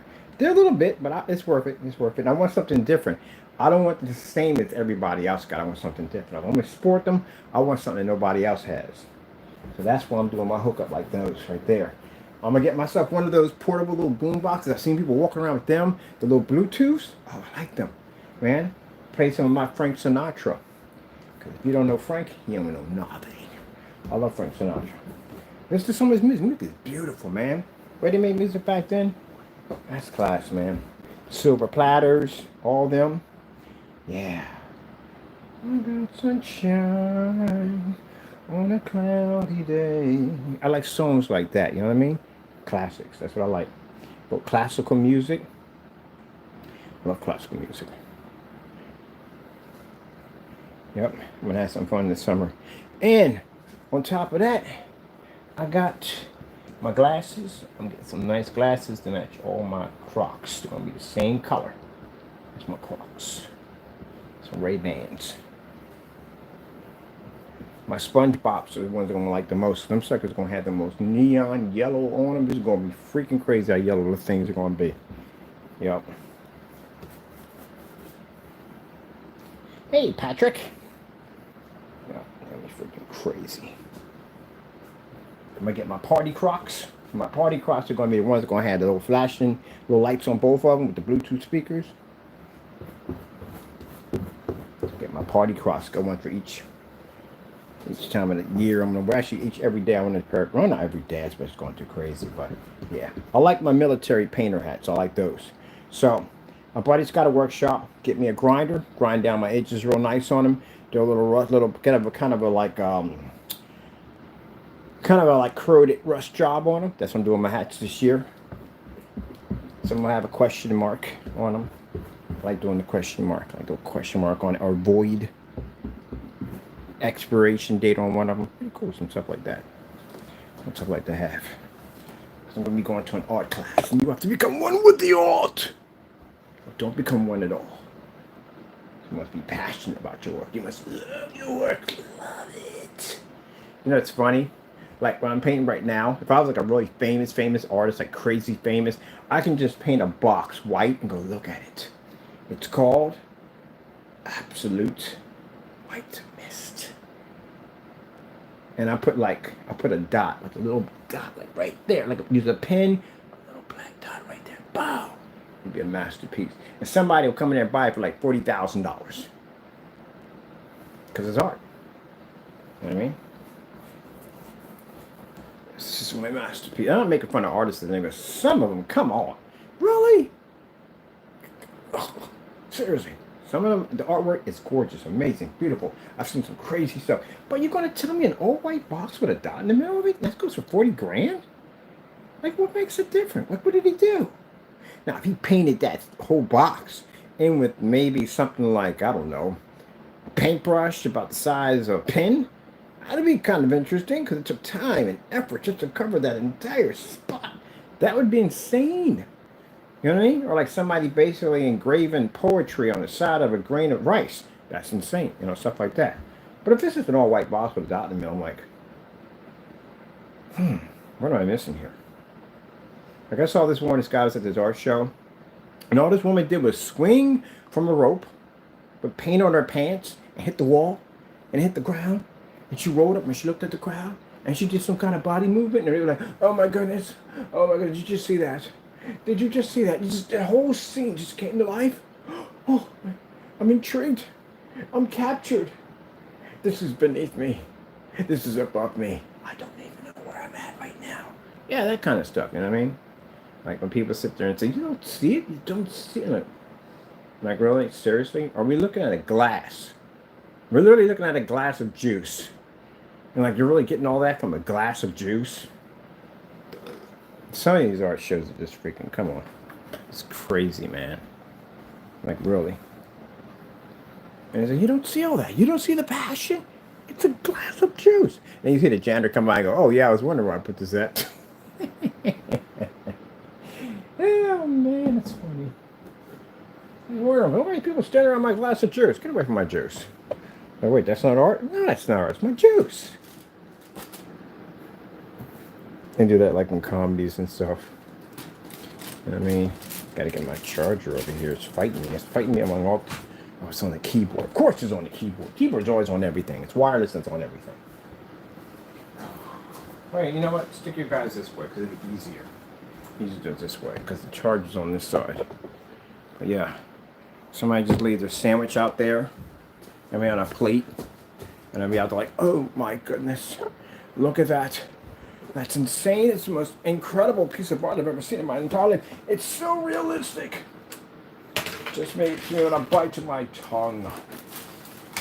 And I'm like, oh shit, I forgot I left my sandwich over here. So, curious. I'm not busting on the art community. It's just some of the artwork I've seen is gorgeous. And some of it I just look at and I go, well, how? Like I know? Like how? Like someone can sit there and just take a box of rice and just stick it up there and just basically put a sticker on the side of it and put like, voila, it's art. I've seen some stuff that they just don't make any sense. It just really doesn't. And I've seen some artwork that's absolutely amazing. The people come up there and they just splatter all over the screen and it's just crazy. And they come up there with this spackle and they just do New York City. Just comes out of nowhere like, wow, it's crazy. Stuff like that I can understand. I think that's beautiful. Any kind of painting you put time into. But some of the stuff I've seen at the end of the day, you just have to scratch your head like, what the freak am I looking at here? You ever seen the one with, oh my goodness, one of the Will Smith's, the Will Smith's son? I forget what his name is. He went to a fashion show and he literally had a house on his head. Did you see that? It's a house on his head with his face sticking through it. And it's something like 1.6 million, something he's supposed to be worth. It's just really, seriously. Men wearing skirts. I'm done. Just wearing skirts at the end of the day, skirts. Because it's supposed to be a fashion for men to wear skirts.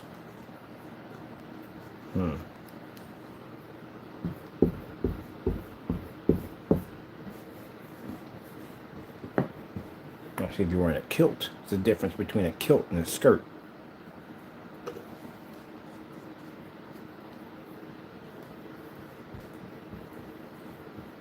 See, a Scottish man wearing a kilt, call that a dress. See how fast you get your teeth knocked out. There's a difference between the two, a kilt and a skirt. Big difference.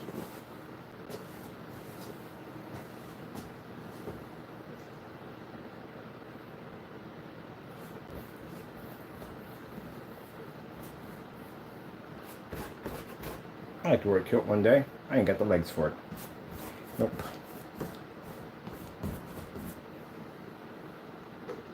I'll rock one. Heck yeah.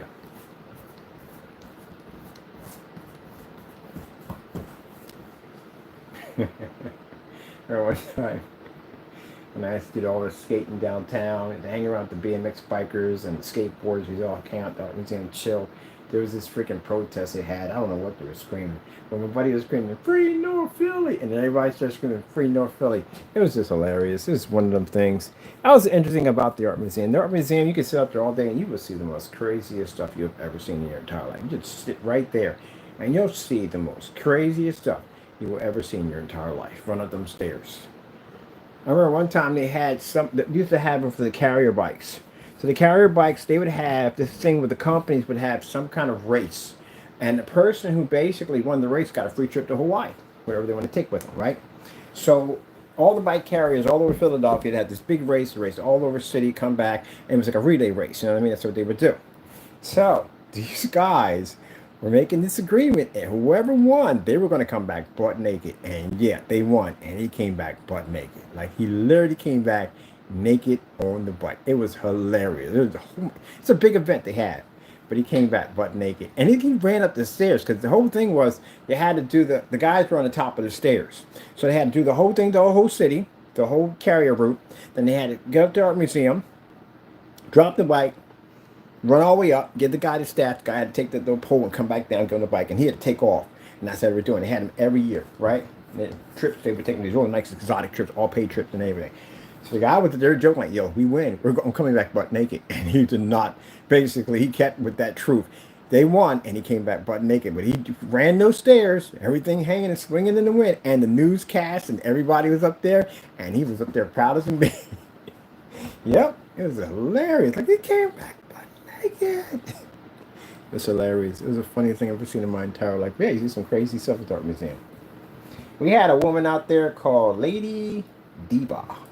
So Lady Diva was a 600-pound white woman who would go out there at the art museum, and there were certain pocket areas in the art museum, like in the back area where the steps would come up, and she'd be out there butt naked, laying out there, but sunbathing. Yep. Everybody's seen Lady Diva. Everybody. And she just became just part of the art museum. That's what she became a part of. And people already went out there and took pictures and stuff. She already got famous for that. Yep. The police didn't go by or nothing. She was just up to Lady Diva. That's all it was. Yep. This is one of the things you guys should see every day. At one point I was like, where is this lady? You'll find her. You'll bump into her. And sure enough, one day coming down to our museum, there she was, all spread out there in the sun. I was saying, it's Lady Diva right there, because it's a normal thing. Even the officers would walk by and wave at her.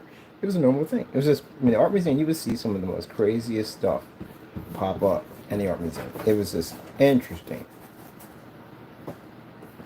Every day you would see something crazy up there. Every day.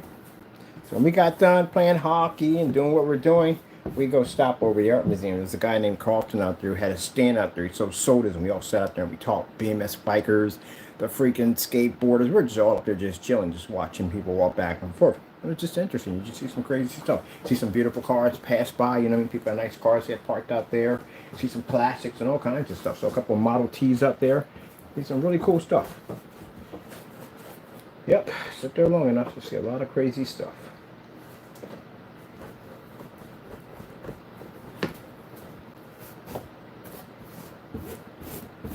I remember one time, there was this woman, she was absolutely stunning. I mean, she was gorgeous, beautiful, crazy looking eyes, long black hair, hourglass-shaped body, like somebody drew her, right? So you're expecting her husband to be like some bodybuilder or whatever at the end of the day. Nope. No. Got to just like Mr. Rogers. just like Mr. Rogers. Argyle sweater, everything, the whole 9 yards. And we're just all sitting out there like, okay, I don't see the connection here. Like, where is this connecting at? And all the guys are just scratching. It's like, guy was thin, skinny guy. Just everybody was out there baffled, like, just because usually women are that caliber, that power, that kind of guy. We never go near anybody like that. But it took a woman to explain it to us, and then we understood. Because usually, women like that, at the end of the day, get tired of superficial people. They get tired of superficial men. Because mind you, if you date somebody within that same category, chances are you're going to be dating somebody that's superficial. You know what I mean? You're just a dime a dozen to them. They're used to dating women like you all day long. They don't appreciate it in any way whatsoever. Because they know another one to come along. Because they're built like, they're chiseled out. Like, they're like gods at the end of the day. Like, Greek gods. So, they can toss you away and get somebody else. But if you were to date somebody at the end of the day or fall in love with somebody at the end of the day that really wasn't on your scale but treated you with the most respect because, you're a trophy to him at the end of the day, he would definitely take care of you in every way whatsoever. And that's why she was with him. Because she treated her like the real deal when everybody else treated her superficial. So that's what the woman was explaining to us. I was like, oh, I see. So men are douchebags. So yes, you're all douchebags. Like, okay, move on. Yep. So anytime you see a woman with a man and you look at it, it's like, how? That doesn't. Yeah, that's why. Now, would I say all guys like that are douchebags? No, not really. But their standard, they are. And it's funny because I got that from women that are like really, really drop dead gorgeous. I was like, okay, so what's the hardest thing for you? And they were like, dating. Dating is most, you would think that they would have, but no, most of them go home alone. You know why? Because most guys won't touch them with a 10-foot pole because they figure they would turn them down automatically because they're way outside their league. And usually most guys that are within their league would basically treat them like trash because they can always find someone better. So they end up with nothing. And they figure that, no one will want to touch them because they're too intimidating. They won't trust them because they're too gorgeous, it just wouldn't work. And a lot of them go home by themselves. I had a couple women that were models, and they told me that story, and I was like, really? Like, yeah. Like, would you talk to me? I was like, oh, heck no. I wouldn't come near you with a 10-foot pole. Because again, well, I couldn't even get the nerve to go over and talk to you. Beautiful voice, it's gorgeous. There's nobody in the world. I mean, heck, you get shot down, whatever, But still, nah. I wouldn't even attempt it. I'll stay within my league at the end of the day. I'm good. I wouldn't even bother that. But she'd probably be the nicest person in the world. She'd probably sit down and have a nice conversation with you, so. But, no. And the guys that will come over and talk to them, chances are they're going to treat them like trash. So, they just go home. Be to themselves. And of course, you go to the club, yeah, you're going to meet really good people. It's rare you meet someone that has, forget, let's move on. And having that conversation. It's the first when you go meet somebody in a club, yeah, sure. And some people did get married in clubs and stuff, and it worked out, but that's rare. It's rare stories. But yeah, I had people at the end of the day told me that, yeah, they're gorgeous. They're pretty women, beautiful women, but guys won't talk to them because they feel that maybe they're going to be stuck up, or maybe they're going to be they're going to turn them down, or they're just not going to speak to them, or whatever whatsoever, and they don't want to take the chance, so they don't speak to them. Guys that will come speak to them, well, they're just another notch in the post. And then on top of that, they're good looking, so they might not even trust them. They might be sleeping around. They might not. They might be a good person at the end of the day and might be loyal to them, but they'll still never give them that trust because, So they go through that problem too also. Isn't that messed up? Yep. As for us normal, because I tell her at the end of the day, because she's super gorgeous. But then for us normal freaking bridge dwellers, I guess we got it pretty good. Because, yeah, we don't have that issue at the end of the day. She said, why do you? Yeah, and I ran on and said, yes, we're the normal bridge dwellers. Yes. So, can't be in your category class. I'm sorry. I must go this way. Ugh. Ugh. After doing the whole Igor walk around and everything. So you're messed up. Yes, this way. Ugh. I bet you when I come up to you, just see this whole freaking crow on my shoulder going, gah, gah. And I come up to the door with a lantern and go, oh, you must. Who are you to speak? Oh, the madam at the house is not here right now. She told you to wait in the lobby. Here, go this way. She's like, and I messed up in the head. Yes, yes, yes. There we go. No, no, no, we're not friends. I'm just a humble servant. Yes, you can call me Igor. Oh, it's funny. Alright, we've got this thing pretty good, right? Took a lot of time on this, right? I'm trying to get this thing as bone wide as we can. We got light bright, you turn on the lights up low once. I'm gonna G-pet. G-pet. Man. Ken, how much paint you gonna put on here? I don't even know, man. I don't even know.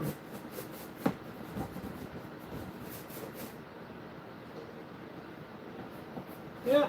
No, I'm not saying all people like that in the day.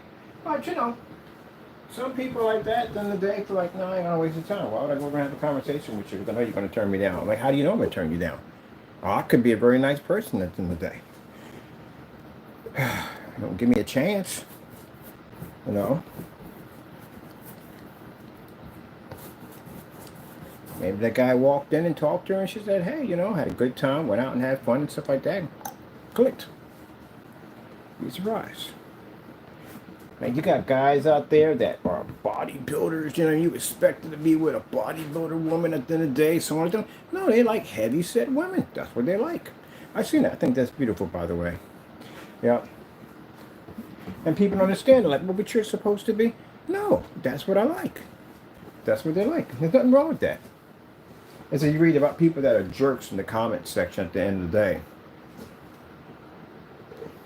You got a nerve to basically talk about somebody the last time you've been to a gym. A few people in there. This is woman that came there. She was on there from, she was on Disney World. She was dancing, having her own fun, you know what I mean? Being in her own little world. You know, you got some jerk at the end of the day talking about, oh, you need to go to the gym. And I popped into your profile picture like, no, buddy, you need to go to the gym.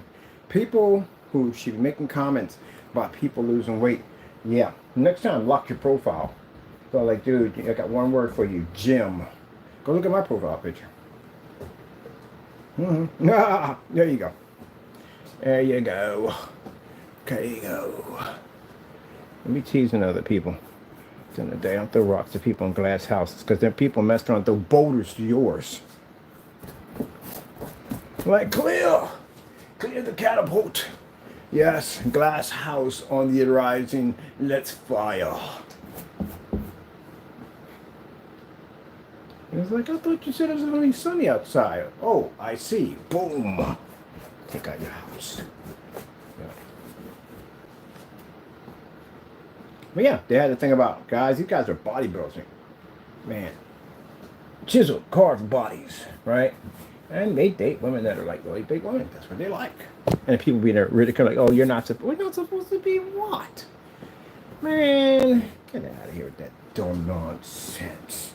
You're just jealous because he's not with you. That's what it comes down to.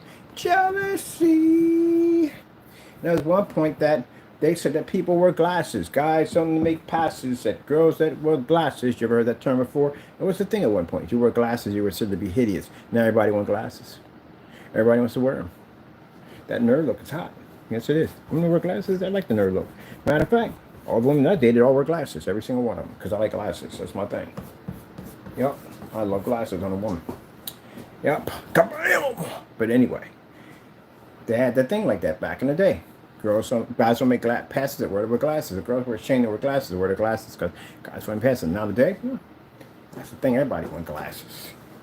Everybody want to wear them. I can't wear them. You know why? Because I got 20/20 vision, so I'm good. But still, I want to wear them. So I do got glasses. I got a couple pair. Yeah. I mean, met with my friends that all work. Some of my friends wear glasses. Like, why are you wearing glasses? You don't even require them. Yes, I do. They make me feel smarter. And I get to blend with the good with the popular class. Because at one point, if you wore glasses, you weren't popular back then in the 50s and so forth. You know what glasses became popular? Buddy Holly. Yep. The singer. He wore glasses. Yep. And when he came out there wearing them glasses, no, everybody wanted glasses because he had them. Yep. Everybody wanted them because he had them. Buddy Holly came out there singing with them glasses. Everybody wanted them. Now it's cool to have glasses. Yep. And now today, in this decade time, it's kind of everything switched around. People love wearing glasses. They do. You know, I was picked up pretty big in this decade of time, I'm going to tell you. The thick woman. Yeah. Men want thick women now. Well, thick women are okay, and they're there, but they want thick women. They do. They do. Yep. Everything changes. It goes from first to last to first. Bam! Tell me this isn't crazy. Absolutely crazy. Look what we've done here today, people. Is it late? Oh, we work late anyway. That's what we do. On camera, working late, talking to the people about building things at the end of the day. You know what? This would make a good freaking arena. Them things you spin, those tops that spin around. Oh, we should build one. We should get to smooth it out, though. Smooth it out and make it the tops that bump into each other. That'd be kind of cool. I forgot what it's called at the end of the day. It'll pop in my head one day.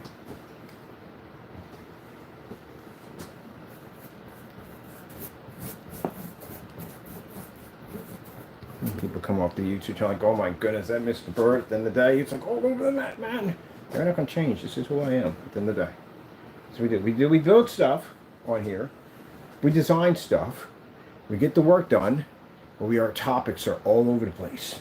That's what we do.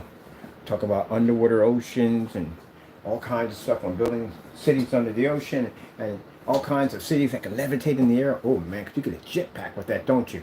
Yes, you do. Every apartment gets a free jetpack. Woo! I love jetpacks. Yes. And you got to make it cool too. You got to make a cool optical course, like from one city to the next, like these tunnels you can fly with the lights and everything. Oh, that'd be hot. That'd be freaking hot. I would love that. I would love it. Talk a little bit about politics, which we usually don't talk about, but we need to talk about that because some crazy stuff going on. We all know that from the door. Yes, we do. Yeah, we're all involved in that mess. And just certain people, all of us are in that mess. But we'll get through all that. We always do. That's what history about us. We get through all that craziness. That's what we do. It just makes us smarter the next time around to not repeat that nonsense again, like some people already did already. Because they didn't get enough of it. It's like walking in a room and someone punching you in the face. But these guys are like, you know what? This time it's going to be different. Because this time we're hoping to get a bigger fist this time to punch in the face. And something with brass knuckles, maybe spikes sticking out of it. And hopefully, if we're lucky, maybe a 10,000 volt stun gun attached to it. Because we didn't learn the first time. Sheesh. My goodness. What in the world? That's like the difference between getting chicked in the private areas, but then next time, let's hire Chuck Norris, getting the most pointiest cowboy boots we can possibly think of. Oh, don't forget to put a rocket pack on the back of these things. We want to make sure he has a good launch when he takes off to go straight for your testicles. And if you happen to taste them in the process, it was done right. All right, we're coming off that. Sorry about that. I had to put my 2 cents in there. Sorry, $30 in there. At the most. Like you had to really go in that hard. We had to go in that hard, and it was necessary. It had to be done. Had to be done. Are we doing medieval times? We're doing medieval times this summer. Oh my goodness, medieval times. We're supposed to go last year, but but we're going to go do medieval times. Now I got to figure out what they're going to like. You can wear costumes, by the way. You can. So you got to think wisely on this costume thing. Now, if I go in as a king, I am ordering people around. I don't want to do it. That's what I want to do. I got to get in the character. But now, my friends will kill me in the end, so that's not going to work. And they may leave me stranded. But anyway, if I go as a jester, which I really don't want to do, but it'll be funny at the bells and all that stuff. If I go as a knight, I got to wear armor, because I'm definitely going to wear armor. And chances are the sword I'm carrying probably much is going to be real. But anyway, that's going to be a lot of stuff to carry around. I don't know. Got to think about that. Maybe cause a nobleman. I don't know. It's fucking idea. But we're going to do it. We're going to do the whole Renaissance thing. It's going to be pretty fun. And when you go in, you have to speak it. You literally have to speak it. So it's gonna be fun. It's gonna be fun doing a whole reenactment. They have all jousting and stuff. You get to sit at this table and watch the jousting. You know, with the large knives and the freaking armor and all that other good stuff. Yes, yes, sirree. This is gonna be fun. I can't wait. To this whole I love the Renaissance, but unfortunately, like I said, time machine era and all that. Nope. But at least I get a chance to go to this one, right? Yeah.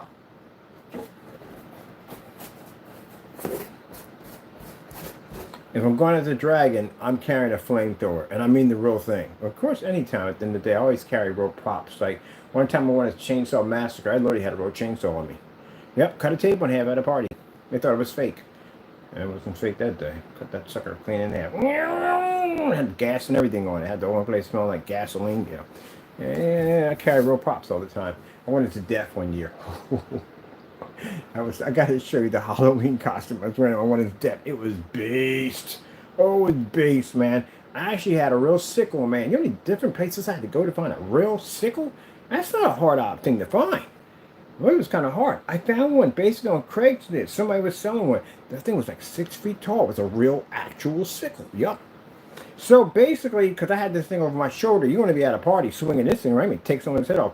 I had to rubber glue the whole entire thing all the way down. So basically, you know, it had this little like rubber coating on it. It was blood, so that way I wouldn't make a mistake and take someone's head off. But yeah, a real sickle. Yep. Went as deaf one year. That's the best costume ever. I even made my own death certificates. I was passing them around at the party. Telling people to choke one, get hit by a car, get electrocuted, stuff like that. I was passing on death certificates. I had a hoot with that thing. That thing was really, really creepy, by the way. It was super creepy. Because I got it from some freaking Hollywood something. It had the mask actually molded to your face when you put that thing on. It actually felt like you're a part of it. It was really creepy. Also, I had a battery vest on too, so I can have that microphone voice get that I'm deaf. It was pretty cool. And the bottom area, I had this little like dress area with little cuffs in it with little tiny fans. So when the fans went off, it kind of like I was floating across the ground. It was pretty creepy. It's creepy as I don't know what. Now, usually the hardest thing is when you're wearing a deaf costume, is trying to get that hood to, kind of push up, make it look like because it comes to your head. You know what I mean? It's your head.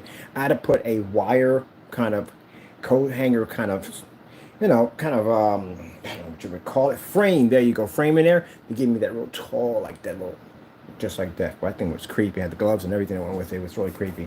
I scared the crap out of those kids. They literally thought I was part of the porch display. Until I got up and moved. But I was tired. I was out there chilling. And sitting on the porch, had a fog machine going off, and I was just sitting in this chair. And these kids got up, and I wanted to go get up, and I heard a whole bunch of people screaming, running a different direction. So that's when my buddy was like, hey, next year, you want to haunt my house? And I was like, yeah, whatever. And I haunted his house last year. Or the year before that. So my goal was if I could send one kid to the psychiatrist, I've done my job. Did a pretty good job at it, too. And scared the crap out of the parents, too.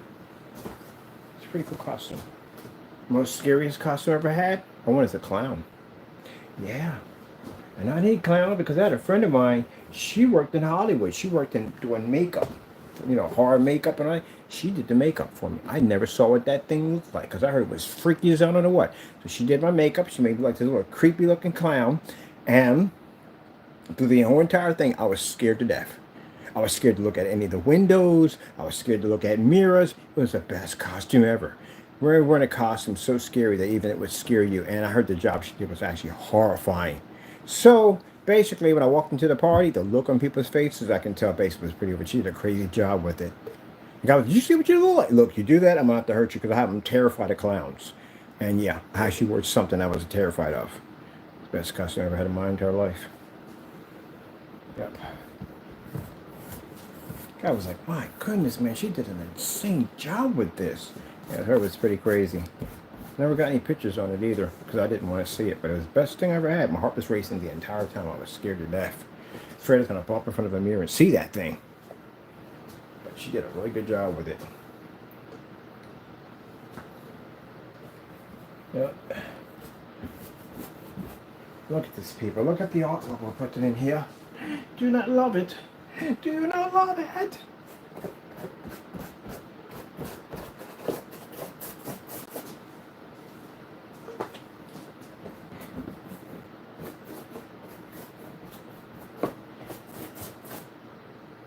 I love it. We're doing the job, people. We're getting it done. Oh man, that for Wednesday's coming out, man. I'm so excited about that. I freaking love the Wednesday series. I wish they would bring it out in the wish they would bring it out in around October would be better, but I heard they're gonna bring it out in the summer, which I don't know. I mean, it doesn't seem festival in the summer. I don't know. I'd rather have it in the in the fall or something like that. Man. And I can't wait for the Fallout series to start. That I'm definitely gonna get into that right there. That's gonna be amazing. If you haven't seen the Fallout series, man, come on, you gotta watch it. I might rewatch it again. Cause man, that was a good series, man. That was good. They did a good job with that. I mean, I've never played the game Fallout, but that series was freaking amazing. Gotta go watch it. It's freaking incredible. They did a good job. They didn't show much on the roaches. I wish they would have showed more on the roaches. The roaches were huge. But I wish they would have showed more on those. But I heard it's going to be pretty good.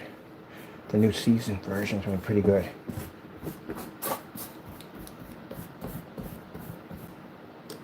And I got this new one coming out about it's supposed to be on the 15th. So I got to get my, whatchamacallit steps and I'll watch that too.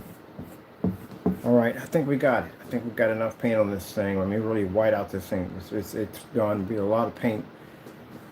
Do this. It's a very interesting job.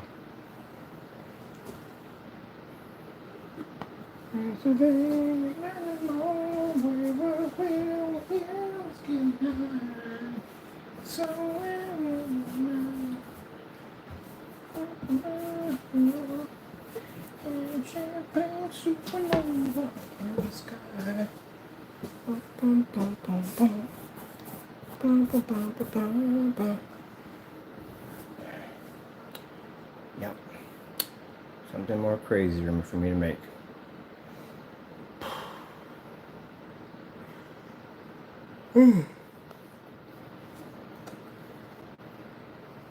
It's funny because I think of these ideas and I remember all the work that goes into doing. It's a lot of freaking work and everything. This is what I talk about at the end of the day. I mean, all manpower you got to put into stuff to make products run perfectly, to get them to work. It's a lot of work you got to put into them.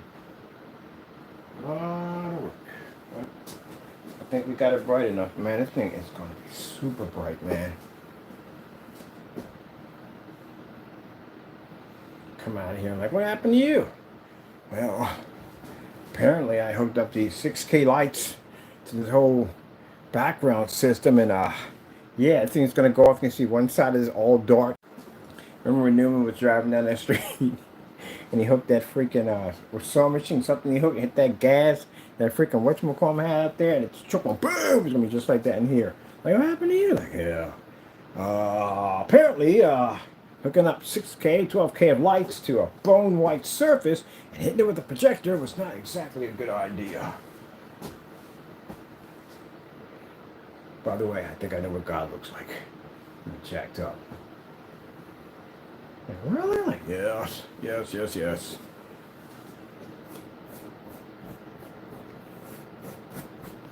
Yes, sirree. I saw through time in space at the exact same time. Yes, sirree. I know what an atom tastes like. Do you? I do.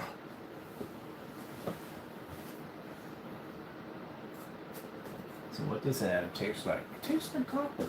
But then again, I might have been having a stroke. I don't even know.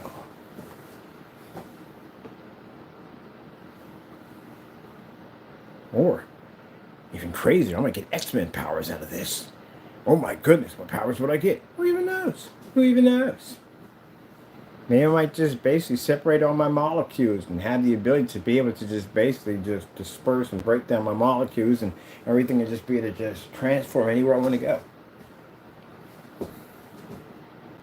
If I had that capability, what would I do with it? I could literally go anywhere I want to go. But the object is basic. Can I transfer objects out the exact same way as I came in? Do I have the ability to break down their molecules also? Because if that's the case, woo, I got some places to go to. Yeah, like Fort Knox. Right there.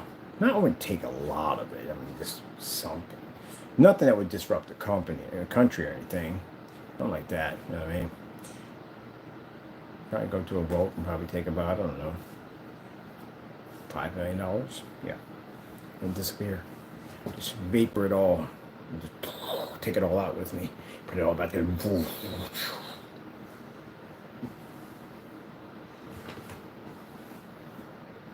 That's what I would do. Would I go after my enemies? Nah, not really. Don't care. Be in another world. Don't care. That'd be revenge. Nah, that'd make me a villain then. Then I have to change.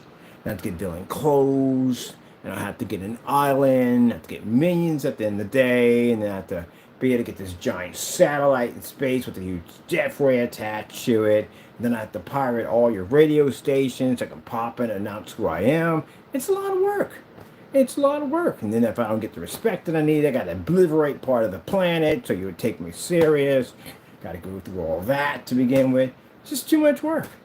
So, you know how much money it's going to cost to keep an evil layer going? I mean, it's going to be very expensive. So, I mean, I'm not working at the end of the day for that. So, I'm an evil villain. So, you know, I have to just take stuff. So, that's what that's going to come down to. And then the military is going to challenge me. You know that's going to happen right after you obliterate one of the first cities. The military is going to come after you. So, now I got to take them out in the process. You know, and then I got to feel the guilt behind that because I had to take out the entire military. I figure out different ways around. Like, I don't want to hurt anybody, but I have to be a villain at the end of the day. I mean, what kind of villain would I be? You know what I mean? Then I got to get in front of a mirror and go, you know, what am I doing with my life right here? Like, I'm trying to be a villain, but I don't want to be a villain. Like, what am I doing? I'm so confused. Just too much work, man. It's just too much work. Nah. I'd just be a guy that just basically just pops, disappears, and just, that's it. That's all we do. That's it. Just too much work. Just too much behind it. Evil layers are not cheap. They cost billions of dollars to keep that running. So, yeah. And do all that stuff, you know. Gotta literally can't go in there and just not back it up. Can't go in there and go, I'm Dr. I don't know. Molecules. I'm Dr. Molecules, you know what I mean? I'm going to basically, if I don't get $1 trillion billion, I am going to basically disintegrate New York City. No offense against New York City, by the way. New York City. Because that's usually, you know what I mean? Got to be someplace really big at the end of the day, you know what I mean? So you prove a point, you know what I mean? One of the big cities. And they were like, I don't think he's bluffing. And then I think he's bluffing. I think this guy's a joke at the end of the day. Like, you have 5 minutes to comply. And you're sitting there waiting. The next thing you know, you just see the sky open up like Independence Day. And like, sir, New York City's gone.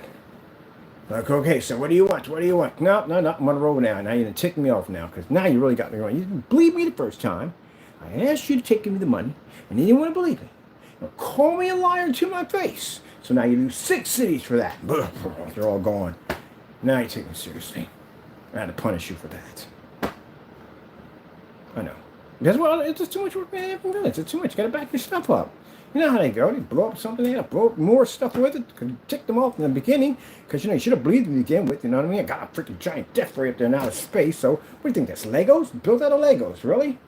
I show you that it works. But I'd rather have a reverse ray, too, on top of that. To put things back the way it works. I got to live with that freaking guilt. I don't think I can be that evil at the end of the day. I literally wiped out an entire city. It's just gone. So I think I'd have a reverse ray. Just bring everything back. Everything goes back the way it is. Just show them I had the power to do it. Which means, because nobody gets hurt, and I get paid a lot of money. So I'd be like one of those villains at the end of the day that can show you I can do stuff, but, you know, I'll reverse stuff and put it back. You know what I mean? Like, I'll bring it back. No problem whatsoever. Just show you I can do it. Now, I can just take that away and it'll never come back. Or just give me the money now. All right. That'd be kind of cool. Okay. Then I guess I'd be a villain, but I don't know. I'd be a negotiating villain at the end of the day. Or just go up there and say, okay, here's the deal. No more wars. Wars are over and done. We don't have any more wars. Everybody's rich. All right, the end. Bye. Those are my demands. Everybody's rich. No wars. Nothing. That's all. Oh, and there's no borders. There are no borders at all. Borders don't exist anymore. They're gone. People can go where they want to go.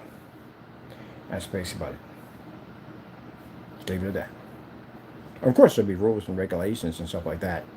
So basically, if you get caught by the sky police, which would be us, We'll be the sky police. We police everything because I'm the villain.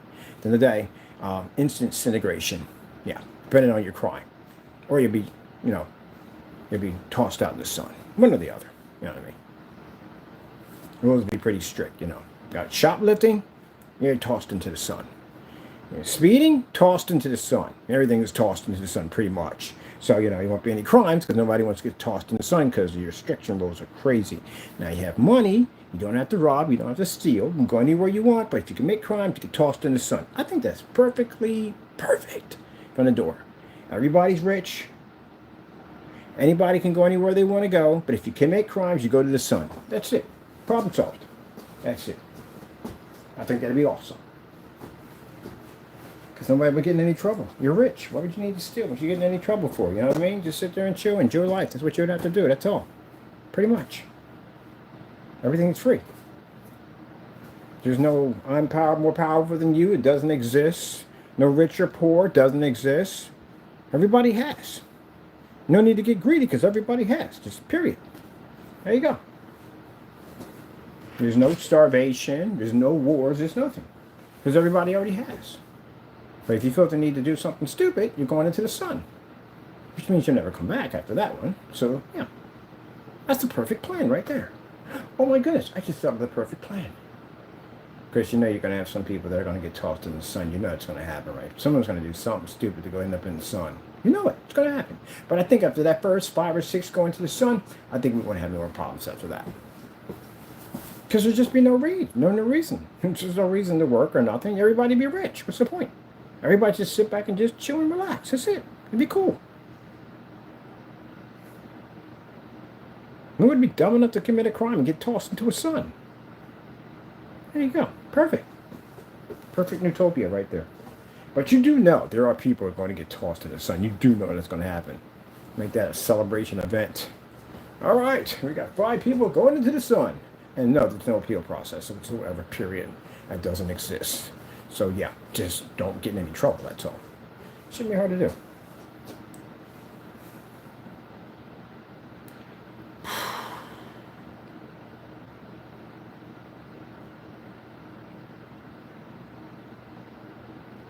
That's pretty funny. That'd be kind of interesting though. Everybody's just rich. What would happen if everybody in the world was rich? Like literally, what would be the worst of that? There wouldn't be any worst to it. At all, period. There'd be no greed. There's no hunger. You wouldn't need wars. You wouldn't have to fight for power. Everybody had money. What would you be fighting for? You don't really have to have that. Now, you're going to have people commit crimes, but if the rule was strict, like you get tossed into the sun, I don't think people would want to get, you got all that money and you really want to get tossed into the sun? No, the consequences would be way too high.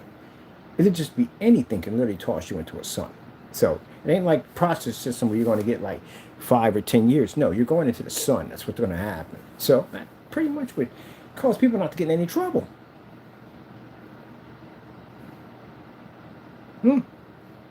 That would work. It's a crazy idea, but yeah, usually crazy ideas are the ones that work.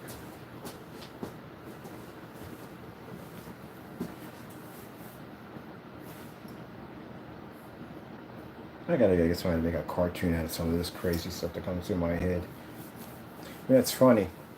I had this, these jokes. They're weird jokes, but anyway, but yeah, it's just crazy jokes. Yeah, you have some crazy stuff that pops up in your head. These weird, funny jokes. One of the jokes I thought about if I came up with a bottled water called Only Me. I tell this joke to my friends all the time. This is freaking hilarious. So it's a bottled water called Only Me. It plays on words, you know. You're drinking the water like what you drink. I'm drinking Only Me. So it sounds like it's your bottled water. At the end of the day, Only Me is your bottled water. And everyone who drinks it says, what you drinking? Only Me. It's kind of a jacked up joke, so you know what's coming at, right? It's jacked up, okay? It's a jacked up joke. Just want to let you know it's jacked up. I got kind of a weird, dark sense of humor sometimes. I really do. It's a jacked up joke. So I'll be around my friends telling this whole joke about Only Me. I said, that sounds pretty cool. I drink that. That sounds pretty cool. Only Me. It's like, it's my water, yeah. So, you know, after I get rich and famous off this bottle of water, I'll be sitting up on this talk show like, so, Mr. Bird, how'd you go with Only Me? What's the secret behind it? Well, it's called Only Me because I urinated a little. You know the joke? I urinate in the water a little bit. It's only me, which is me. Not everybody else. I know it's kind of jacked up. I thought that was kind of funny. But anyway, the other one is a cologne that smells like burning wine. Oh, no, forget about that. It'll be way too soon. We'll tell that joke later on, maybe years down the line. We can't go there right now. Just too much crap been going on with that one. Leave that one alone. All right, move on. Giant pair of scissors and a super soaker full of alcohol. No, forget it. Don't even start that one either. Forget it. Move on. They're just ones I have at the end of the day that are pretty crazy. But then somebody will be dumb enough to actually do that one and get locked up. I got to talk that around my friends. Those are jokes I tell them. Some crazy jokes. Can't say that when someone will actually literally do that. So can't say anything about that either. I got to forget I'm online. But only me is funny. Yeah, only me. I talk to my friends all the time, like, yeah, I'm going to come with this word called only me. Like, how do you think how hot that is? Like, that's kind of hot right at the end of the day. Because, you know, they'd be like, if I'm drinking, it's only me. Like, it's our water. You know, it's your water at the end of the day. That's what it is. Only me. And I'm like, yeah, I got only me. I'm drinking only me. Everybody be there from only me. And I get up there and I talk shit. And they're like, hey, so Mr. Bird, how did you come with the idea with only me? I tell you a little secret. I'm like, what? We call it only me because I pee in it a little. Only me. You get it now? There you go. Our friends are like, that is jacked up. So yeah, it's funny. Yeah, it's freaking funny. Yeah, dark sense of humor. Only me. So now if you see a bottle of water pop up called only me, you might not want to drink it. At all. Or a restaurant call could be meat with a big question mark. Could be meat. I'll tell you one thing too. That whole hot chicken, super hot chicken, I never tried it, but I had family members that did it. They got messed up. They got messed up pretty bad. One ended up in the hospital. One actually going to the hospital. Yep. We were sitting around talking about that too. I had a sister went up there. She went to California to a place called Clockview. That's what it's called. Got to go and you got to sign a waiver. And it's funny when they put the waiver up there because they're explaining it that, you know, everybody thinks at the end of the day it can't be that bad. And most people do it because there's a waiver involved, you know. How bad can this be? Yeah, it's the worst thing you could ever tell yourself at the end of the day because it's going to be pretty bad. You know, and you get the hottest chicken they get because they figure it can't be that bad. They got dead on arrival. A DUA. A DOA. A DOA. Dead on arrival. Yeah, anyway. So, that's what they got. There's different names for like homicide. It's crazy stuff they name it. So anyway, my sister she went up first a long time ago and she ate it and she got messed up. Jacked her up. Gave her diarrhea for a week. Really jacked her up pretty bad. And she told my other sister about it, who also is a bit of a daredevil, and she went up with her boyfriend to do it. And they got messed up. So long story short, he ended up in the hospital because his heart couldn't start racing, and she ended up with migraines, diarrhea, throwing up, and everything else. And it's not that, it's the aftermath that's actually even worse. So she was talking about it. She said she couldn't get the burn to go down. Like it just kept intensifying. And it's funny because people think at the end of the day that the water's going to help. You ever watched those videos before and people have all that water around them? They really believe at the end of the day that that water is going to help them. You know how messed that up when you make yourself believe that the water is going to help you and it doesn't? Then this is when you start seeing them do the rant where they're walking around the refrigerator and they're crushing ice up and eating ice cream, and it's ice cream and milk and the stuff that's mixing together. It's coming all down their mouth and everything. Yeah, because they're going nuts. They're losing it. She says exactly the same way. Your mind just spins out of control. You just basically just go into this panic. Then because you can't figure out how to get this burn to disappear, and it gets worse and worse and worse. It's got to get worse before it calms down. Yep. They went through it. She says she'll never ever do it again. Never do it again. Ever. As long as she lives. But that's what it comes down to. And then most people hype it up in their heads. They think that they can handle this because, you know, that person over there, because he suffered through it, doesn't mean I'm going to suffer through it. That's another lie you tell yourself. But man, when that reality kicks in, you ever watch them and you see the look on their face, it's a split second. When you just see the look on their face, when they realize they really messed up, man, yeah. When they first take that first swig of water and they put it down, and then you see their face lighter because they're still burning, yeah, they realize they're really messed up. And that's when they start running to the refrigerator, and they're grabbing ice cream and ice cubes, and outside walking around like some freaking zombie, drinking from the water hose, everything, just losing it out there. And at one point, you just have to submit and give up and just take the pain. You just see him sitting in the corner going, yeah, no way in the world. Yep. And no way in the world to go through that freaking crap for anybody. Sitting there breathing. Can't breathe right.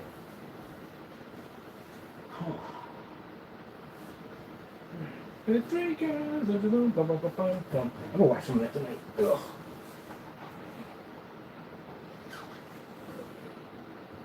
On the Try channel, they had the world's hottest champagne.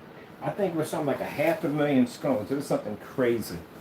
And I might have showed you on video, but yeah, that guy Derman, that guy's crazy, man.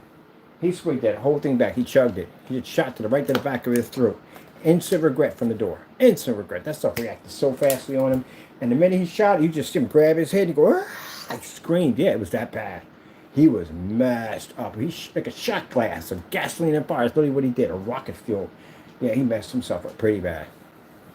Can't think straight after that. Your brain don't function anymore. You are not there anymore. He shot 500,000 scones of freaking champagne. He shot glassed it.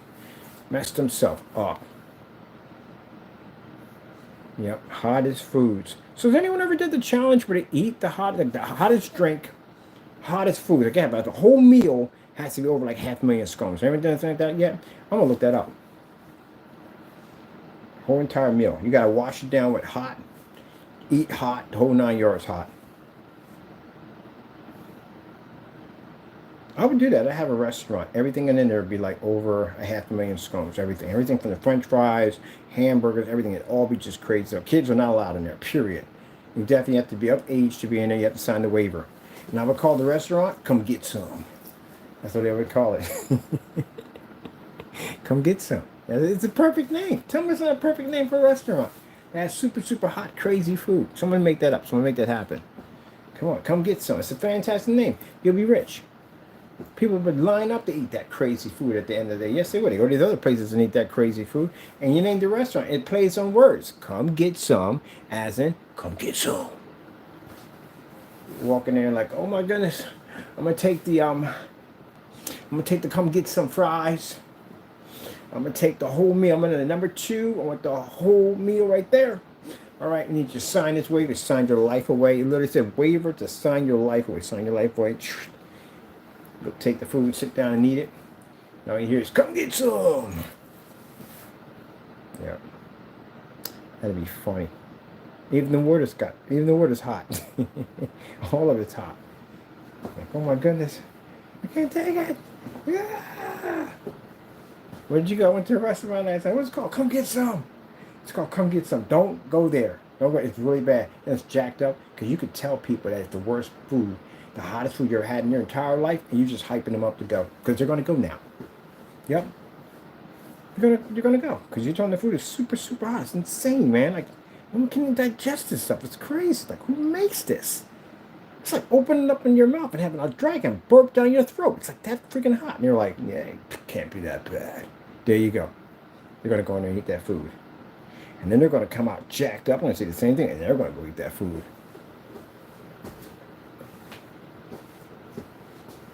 So even the diarrhea came out was hot. Everything was hot. Yeah, it's pretty bad when you throw up. And you can actually feel the heat worse going up than what's coming down. That's pretty bad. Let's see what we're going at here.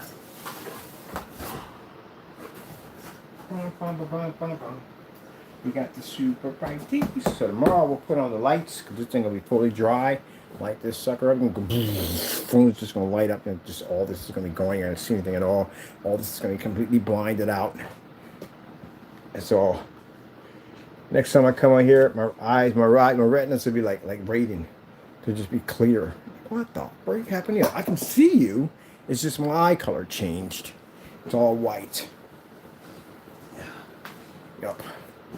It's all white. Everything's all white. My eyes are all white. It's pearly white. It's crazy looking. Gotta wear the glasses now. I walk around because I freak people out. Like, oh my god. Yup. Didn't get any powers, but my retinas are like, oh, they're just white. That's it. Who can win this flawless victory? Finish him. Dun dun dun. Vitality.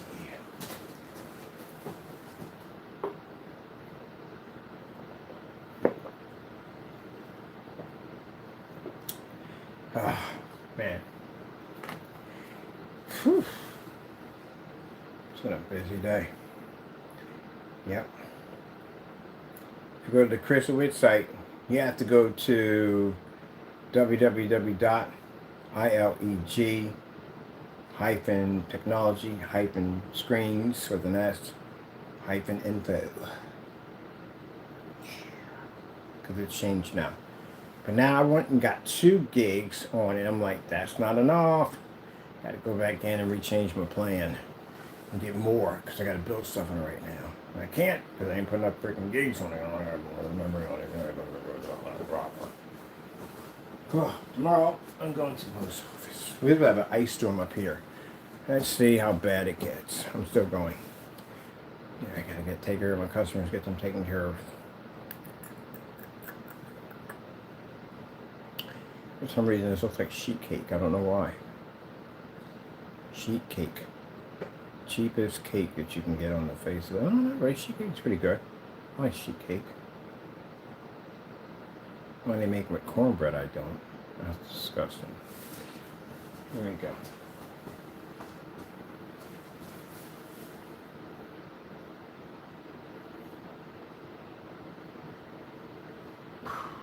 Man, I can't believe I actually painted this thing with a little tiny brush. Alright, let me stand this thing up somewhere. Anywhere, I think it's dry because the stuff dries pretty fast. Keep away from Taco. Oh, Taco Sauce is in there. Look at a little sugar bun. He's in there like a little sugar bun. Look at him in there. Look at sugar bun. He's in there. Yeah, he's in there like a little tiny sugar bun. He likes that holder. He loves that holder. He loves it. Yeah, you might be telling me, Dad, it's time to go. I gotta go. But I'm bad. I'm so bad. Oh, man. Stuff we got to do. I need this for the pictures for my website. I want this thing to have the whole. Let me drop the screen in there, the samples in there, and have it all lit up. Yep. All right, let me get this up, you guys. I'm pretty sure you guys will get some sleep, whatever you want to do. I'm gonna try to play a little bit of that whatchamacallit, that game, and I'm out. I'll be out here tomorrow, get the lights on this, and I paint the screen tomorrow, because I can't do it right now. I'm just beat right now. I gotta work on something else. I gotta change up to something else. I'm not go nuts. So, yeah. Okay. Hope you enjoyed our whole setup we did here. Tomorrow we will finish this. And of course, we'll be talking about crazy topics, because, you know, that's what we do. The only time I can't do is on site. Like, I literally can't talk about crazy topics on site because I got to pay for all that when I go on site. So we got to keep it normal. Normal. I literally got to come there like, hello, this is Kenneth Bird, and today we're going to be painting, and I can't. I got to be normal because I'm paying for that. And basically, you know, it's going to be videos I got to put up and stuff like this. But stuff like this, yeah, we're going to have some fun and talk and chatter. Pretty soon I'll be working on that PC again over there because I want to put the neon paint on it. Oh, I'm dying. It's calling out too, but I can't do nothing for it right now. All right. So I hope you enjoyed. Tonight, before we jet out, I'll put the dates down when stuff is going to be available. I got people coming down to check out the panels, so that's why I want to get all this done. So that'd be nice. And we're going to get a couple more panels, piece them together. So I'm going to cut out this mapping on it, crazy stuff, so you can do it, stuff. Yeah. All right. Let you guys go. Hope you enjoy. Thank you for stopping in and checking out the channel and all the crazy stuff we talk about. So that's basically about it. Hey, at the end of the day, I know naysayers come on in here. Look, you're welcome to come in. I got no problem with you coming in. You're ranting and cursing me out stuff, man. I know you're going to do it either way, so it doesn't make a difference to me. But hey, you're welcome to come on in and just check it out and have some fun. All right, people. See you later. Safe out there. God bless. Oops, there we go.